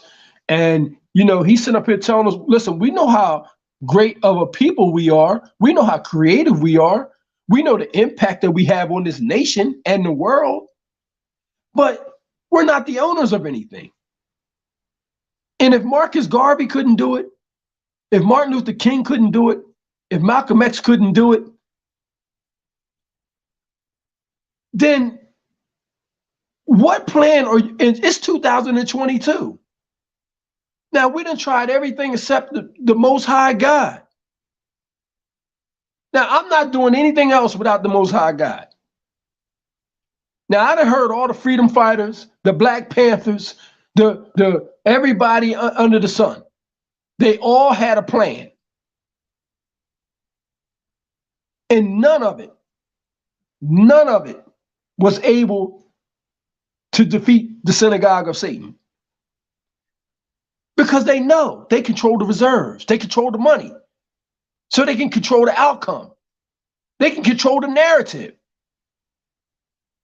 He don't understand that. I know that didn't register in his head. Right. When you got that much control, you can control the whole narrative. You can start something that from nothing, and incorporate somebody that didn't have anything to do with it, and they come out to be guilty. It happens every day. So for somebody that young, it's kind of scary when they're operating under this house of consciousness movement. When we living in the times of prophecy right now, and we got somebody that's going to fight for us. We got somebody. We got the ultimate fighter. One more thing. Can I say something quick? Do you understand the army that the Most High bringing ain't going to lose? There ain't going to be no casualties. Every war that been fought on this earth, there been always casualties. Like we fought in World War II, brothers died over there. I have family members that fought in World War I. Black men died in that. Vietnam, Korea. Do you understand that the army of the Most High do not lose? There will not be no casualties. You understand? So what we saying is, if we don't trust in the Father, then what we gonna trust in? Ourselves? Can we lead? Can we deliver ourselves to the promised land unless we have somebody there who the promised land was given to? You feel me? So we got to understand. Listen, everybody in here, we tired of being in captivity. Hell yeah, I know I am. And this brother here, all of us on this panel, we tired of it. But we know by the mind that we have and the age experience we got, we can't fight this war, man. The Lord is making us be aware that, hey, I put you in this predicament. I'm the one coming for you. And when I come for you, ain't nobody gonna get in my way. I'm coming and bring you back home. This is what I'm saying. All of that revolutionary talk, it's all good. But if you don't have the necessary tools to win the war, it's all goddamn talk. Brother, I totally agree. First of all, you have to sustain your attitude. You know, you can't even have a conversation without getting mad. How you gonna go get mad? Like Man, that brother reminded me of Korah from the Levites. the one that was opposing Moses and thought that he was going to take over the Levitical priesthood and was going to take over Moses' job. Like they rebel route. Yeah, that's how he feel about Shanetta. He ready to take over that platform. That's how he came through. But yeah, you supposed to be trying to teach them people, but you snap real quick. How many people you gonna, be able to teach and lead?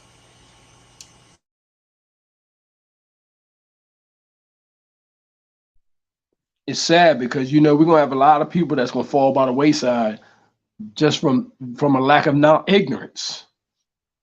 And the Most High is undefeated when it comes to battles.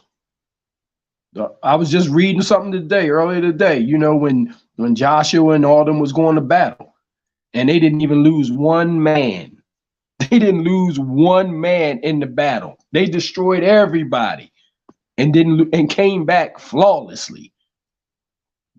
I want that type of guy on my side. Period. All I got to do is be obedient and not lean to my own understanding. And if you're a believer of the book, then this thing is already written out on what's going to happen. All we got to do is do what he asked us to do. It can be that easy, but we like to make it hard. That's why I know that it was black folks up there in the mountains with Moses that was giving them a hard time like that. There was black folks walking around for 40 years. You can't tell me they wasn't black folk. We needed a good general that could put us in line and have us march the way. We need somebody like that. You think we're gonna get in line and march in order without somebody like that? And did you ever think that you right where you need to be or should be? And you gonna miss your calling going somewhere where your mind trying to tell you where you need to be, and you was placed exactly where you should have been. You should be. You ain't we was placed here, so That's what was so crazy, that he was sitting up here, leaning to his own understanding, yet he ready to walk right into the lion's den. You want to go up to the mountains? Oh yeah, okay. Well, they already got them occupied, buddy. So you go ahead. Yeah, they do. African American women just got killed out there too, just being a tourist. And they ain't saying nothing about that either. But that's their stumping grounds. They've been out there, hiking and doing all kinds of stuff out there. You think, you getting away from some stuff? If you just want to be a bum and live off the law of the land, then just say that. Don't be trying to have some people with you. Yeah, exactly. You got them guys out there that don't believe in our American government. They don't want to have nothing to do with this American government. They malicious. They just out there. They want to live off the grid, live in mobile homes, and they don't want nobody coming out there. Right. Say that again. I said right. Yeah, they don't even want the American government coming out there. They'll fight against the government, let alone having you come out there talking about we going off the grid and setting up our own satellites. Well, what satellites we gonna use? Who gonna guard the satellites? We got some tanks. We got some stealth bombers. What we gonna use? We got some Humvees. I mean, what is he talking? He talking like we got these things at our leisure. We don't have these things. Like, where are we getting this equipment from that we're going to be able to do the things that he's talking about and communicate off the grid? Where are we getting these things from? We don't control the internet. I mean, can you imagine that? Yeah, can you imagine out there with no medical degree?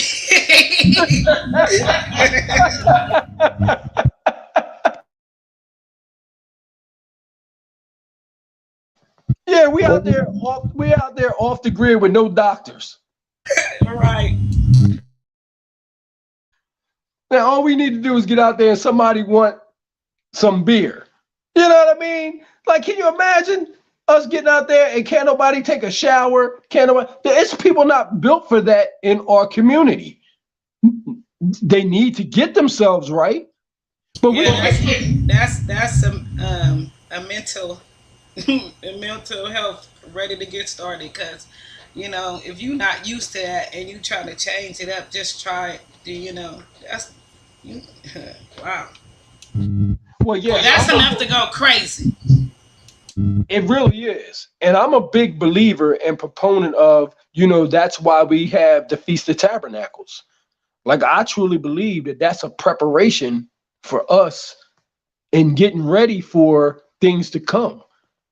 So if you're not prepared to be in a tent and be able to, live off the land, because technically we weren't supposed to be meat eaters. We became meat eaters and all of that, but prior to that, everybody was almost vegetarian. And I believe that all these feasts and things that we go through, is like in preparation for those kind of things. Our forefathers, they during that Exodus, they went through some things. So I can understand some of the groaning and some of the mumbling, not against the Most High, but I'm just talking about against the elements. That's a lot of walking and a lot of traveling. Yeah, but then you got the animals out there. Like there's so Okay, much. you stole my thunder. Exactly. First off, you got them grizzlies, them brown bears, and all that other craziness out there, man. Look, yo, yo, I'm up here. My anxiety levels is through the roof. I've been watching these Final Affliction episodes, man. Yo, the way them grizzly bears be going down and killing you, man. Now, look, the young man's heart in the right place, but the solution, like you just said, brother, is in who the Most High. We gonna look. The Lord, He been fighting our battles. He gonna deliver us on this trip. Look, the solution that we're bringing right now is talking to the people of all walks of life to get right, do right, live your best life as possible. Brace yourself because look, as you just said, brother. First off, we ain't gonna be able to go nowhere because number one, let's keep it 100. All these ships that are still, they're not talking about it, but listen, I've been saying it for the longest. All these ships that are still out there, thousands upon thousands of ships that are not letting things come in. When you see that going on, you got an embargo that's giving me that we're already under quietly, and all the other maneuvers that they're making. But this is what happened in ancient Egypt. This is what happened to all the other world empires where we served captivity. And it took the strong arm of the Heavenly Father to come in and make it happen. But look, in the meantime, in the between time, to brother Jesus Buddha Muhammad, look, we're making the first steps by being able to identify what the problems are. Each one of us in here has our talent and our niche. There's certain things that I don't have access to that Karima does, that Benny Brand does, and so many of them. We all got our niche in this. So I'm all about, we don't know who's listening to this broadcast, who has access to certain things that we're gonna that will be needed. But everything is a gradual progression.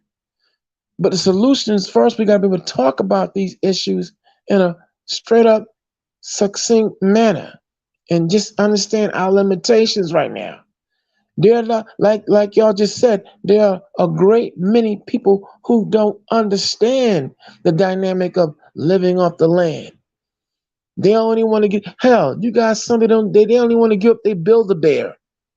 And you think you're gonna get them out there in some wilderness? and hey, and here it is. Many of us, I'm military trained, so I've been through roughing it. I've been roughing it, and I can adapt. But you have some people who they ain't gonna want to give up their running water. They not gonna be. They not gonna know the concept of being able to go out here and live off the land and use a toilet, and build a toilet, a hole, and a shovel, and that's it. That's all you got. And they're gonna want all the pillows. Okay, you know, They're not ready for that. A rock and pull up some. They're not ready for that. So, man, you go, brother, if you go pull a maneuver like that and you ain't got, like Karima just said, medical supplies. I'm not skilled in how to, apply 20 cc's of, or be able to take up leaves and whatever herbs and be able to identify what we could use as medicine. Sure, we could say the Lord could give us the healing touch, but we're not in that dynamic now. And if you go out and you go making a move without his blessing and his sanctioning, man, you'll get people hurt. You will get a lot of people hurt, or you might find yourself hurt. Okay, so anyway, look. Yeah, I wasn't trying to knock him or nothing. I'm just saying that I'm pretty much watching his walk. He came up here a couple of times. He started with, I don't have nothing. I'm not doing nothing right now. That was what 2 weeks ago. So when he come back on here, it's his fight to try to destroy Shanetta. And then I seen him on Shanetta, he got destroyed, and I'm like, and then now he on here talking about he's this and he's that and he's that, a week later. So it's like, I know, you know what I mean, your passion, but you have a lot of growing, because I know that you just pretty much talking. You ain't having enough time to do anything. So don't come up here convincing people with this Malcolm X voice that, you know what I mean, you trying to move, mountains right now. It's not going down. Like, Karima, I was once that way, and like you said, like my elder sisters and brothers and like you just did, they yanked my coat, and I got better. He just has to grow more. He'll be all right. We got him. So listen. I didn't want to get on him. I didn't want to just jump right on him. But he was using Joshua as an example, and I mean, look, man, Joshua didn't move until the Most High told him to. Joshua was an order taker, and he didn't move until the Most High said move. He didn't start fighting nobody. He didn't move to another camp until the Most High said it was time to roll. And we don't got that general right now. So you might have all the ideas are great until you got to implement them. It's like Mike Tyson said, the fight don't start until somebody get hit. You gotta get hit in the face to see if you can withstand those punches. Now listen, if the Most High came down here and told me to put my uniform on and we about to go, somebody in trouble. Because I'm going to do whatever he tell me to do. But until then, I don't need to be acting on my own accord. I don't need to be acting on my own accord. I got my tent set up out back. I can sleep in that thing for a while. I don't have no problem sleeping on the ground. But that don't mean that this woman down the street, that she can do it. She might not be able to walk 2 blocks without needing a leg transplant. So it's not, the Most High was his arm. Right. And my thing is, how long do you plan on doing it? Because you don't never know when that time is coming. Do you think that it's going to be in your time? Like, stop it. When that time, you out there, you know what I mean, supposed to be doing the work, but you out there in the woods somewhere, not doing the work, waiting on that time to come, but you gonna die not even doing anything, but trying to survive in the wilderness. Well, if you're talking about going to the mountain, look, I can't get past them goddamn bears, bruh. Look. Never mind about something that you can see. What about the things that you cannot see that is more dangerous and deadlier than something that you can actually see? I'm talking about the bugs that you don't even know. Yeah, hey, baby Hebrew, you're not the only one that got a phobia, brother. I got a phobia with bears and big cats. And if you talking about going up in some mountains, they there too. So you're talking about people that got to be in physical shape. Like, I mean, I'm just saying, if it's all of us going up there and a cat comes out, of course we're gonna want to protect Karima, but we don't want we don't want to see him. We don't want to see him taking off, heading north, while me and Malachi we down here fighting this cat. Out in their territory, like make it make sense. Nah, but like you said, Karima, you got them bugs and parasites and freaking snakes.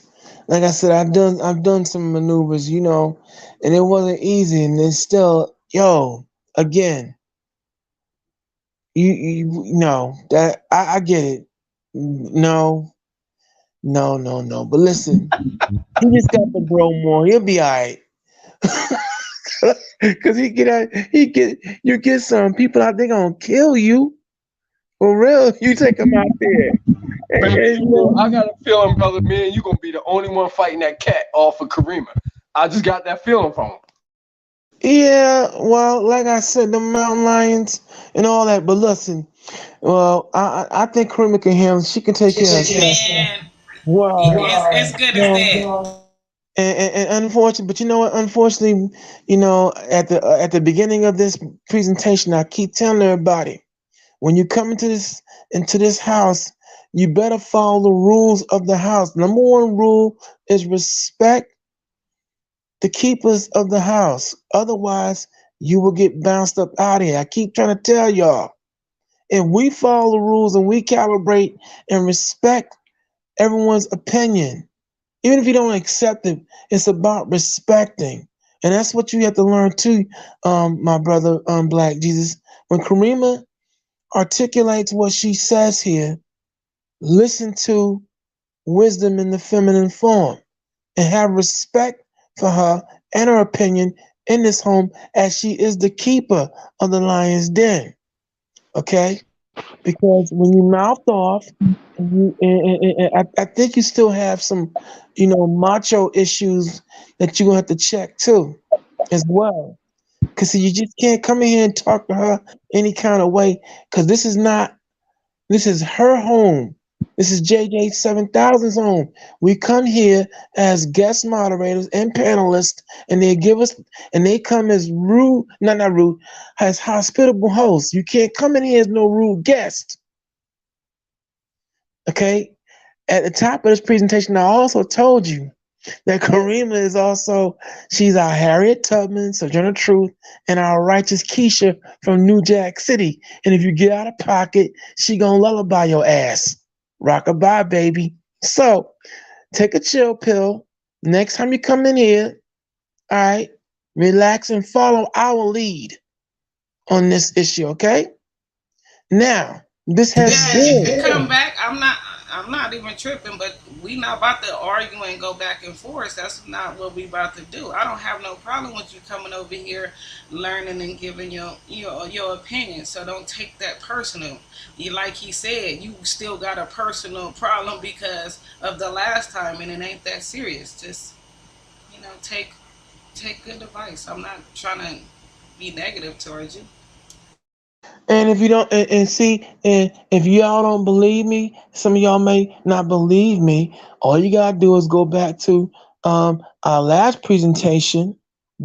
What's more important, the money or the cream?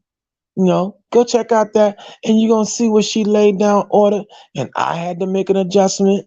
And another panelist, he recognized he was so out of control. He just respectfully removed himself. So that's what we're trying to say here. Everyone's been given their God-given talent. Respect it, and just don't take it personal. You gotta grow more. I used to be just like you, so I understand. You just gotta grow more, and it's for everybody else out there. Now we've come to the end of the road. In my neck of the woods right now, it's 11:30. It's about to be midnight, y'all. So I got to hit the hay. But it's been a pleasure. Benny Brand, thank you for coming in, lending your weight and statesmanship to the Apostles of Kwan. Thank you very much. We thank you very much. Karima, Thank you very much for your insights, and to that gentleman in that plight. It's got me a little, feeling some kind of way, but nothing I can do for him. It's in God's hands. And to all who came in tonight in the chat room, I am Manna, Haley Eugene Love. Okay, we're talking about Plus Beats, MNTBN, whatever that might mean. Yeah, you too, Tyrone McNeese. You too. And you know what, brother? To Mississippi G's brother. For all y'all, last night, history was in the making. Mark it down, cause during the time when I was on the broadcast, for the first time in Lions Den history, Mississippi Jesus actually agreed with something that I said. Miracles do happen, y'all. The first time. Mark it, y'all. So anyway, as we close out, we give again congratulations to the champion, to our champion, JJ7000, for a wonderful presentation in the debate with Judah Nazareth, who is healing up right now, because he got Muhammad Ali, Mike Tyson, but in love. He had to get served up, but it's all right. It's all in love. 2, all y'all out there, Forever Food, and all to Shaka. I see you, brother. Again, I want to thank all my panelists who came in tonight, leading the way to their statesmanship. Benny Brand, it's been an absolute pleasure, brother, man. All right. Brother, you too, brother. You too, Karima. Okay. All right. Yes, King. So as we close out, this has been another episode of the Lion's Den, talking about what's on your mind. And don't worry, y'all, the conversation continues. It's going to continue. So on behalf of myself and Yeshaya Dah, we give honor to the Lord in Christ, from whom all positive thoughts flow. And as always, you know how I do it. In the spirit of the late, great Don Cornelius, on the Hebrew tip, I say to you all, shalom, peace, ahab, love, and napash, soul. And we are up out of here. Good night.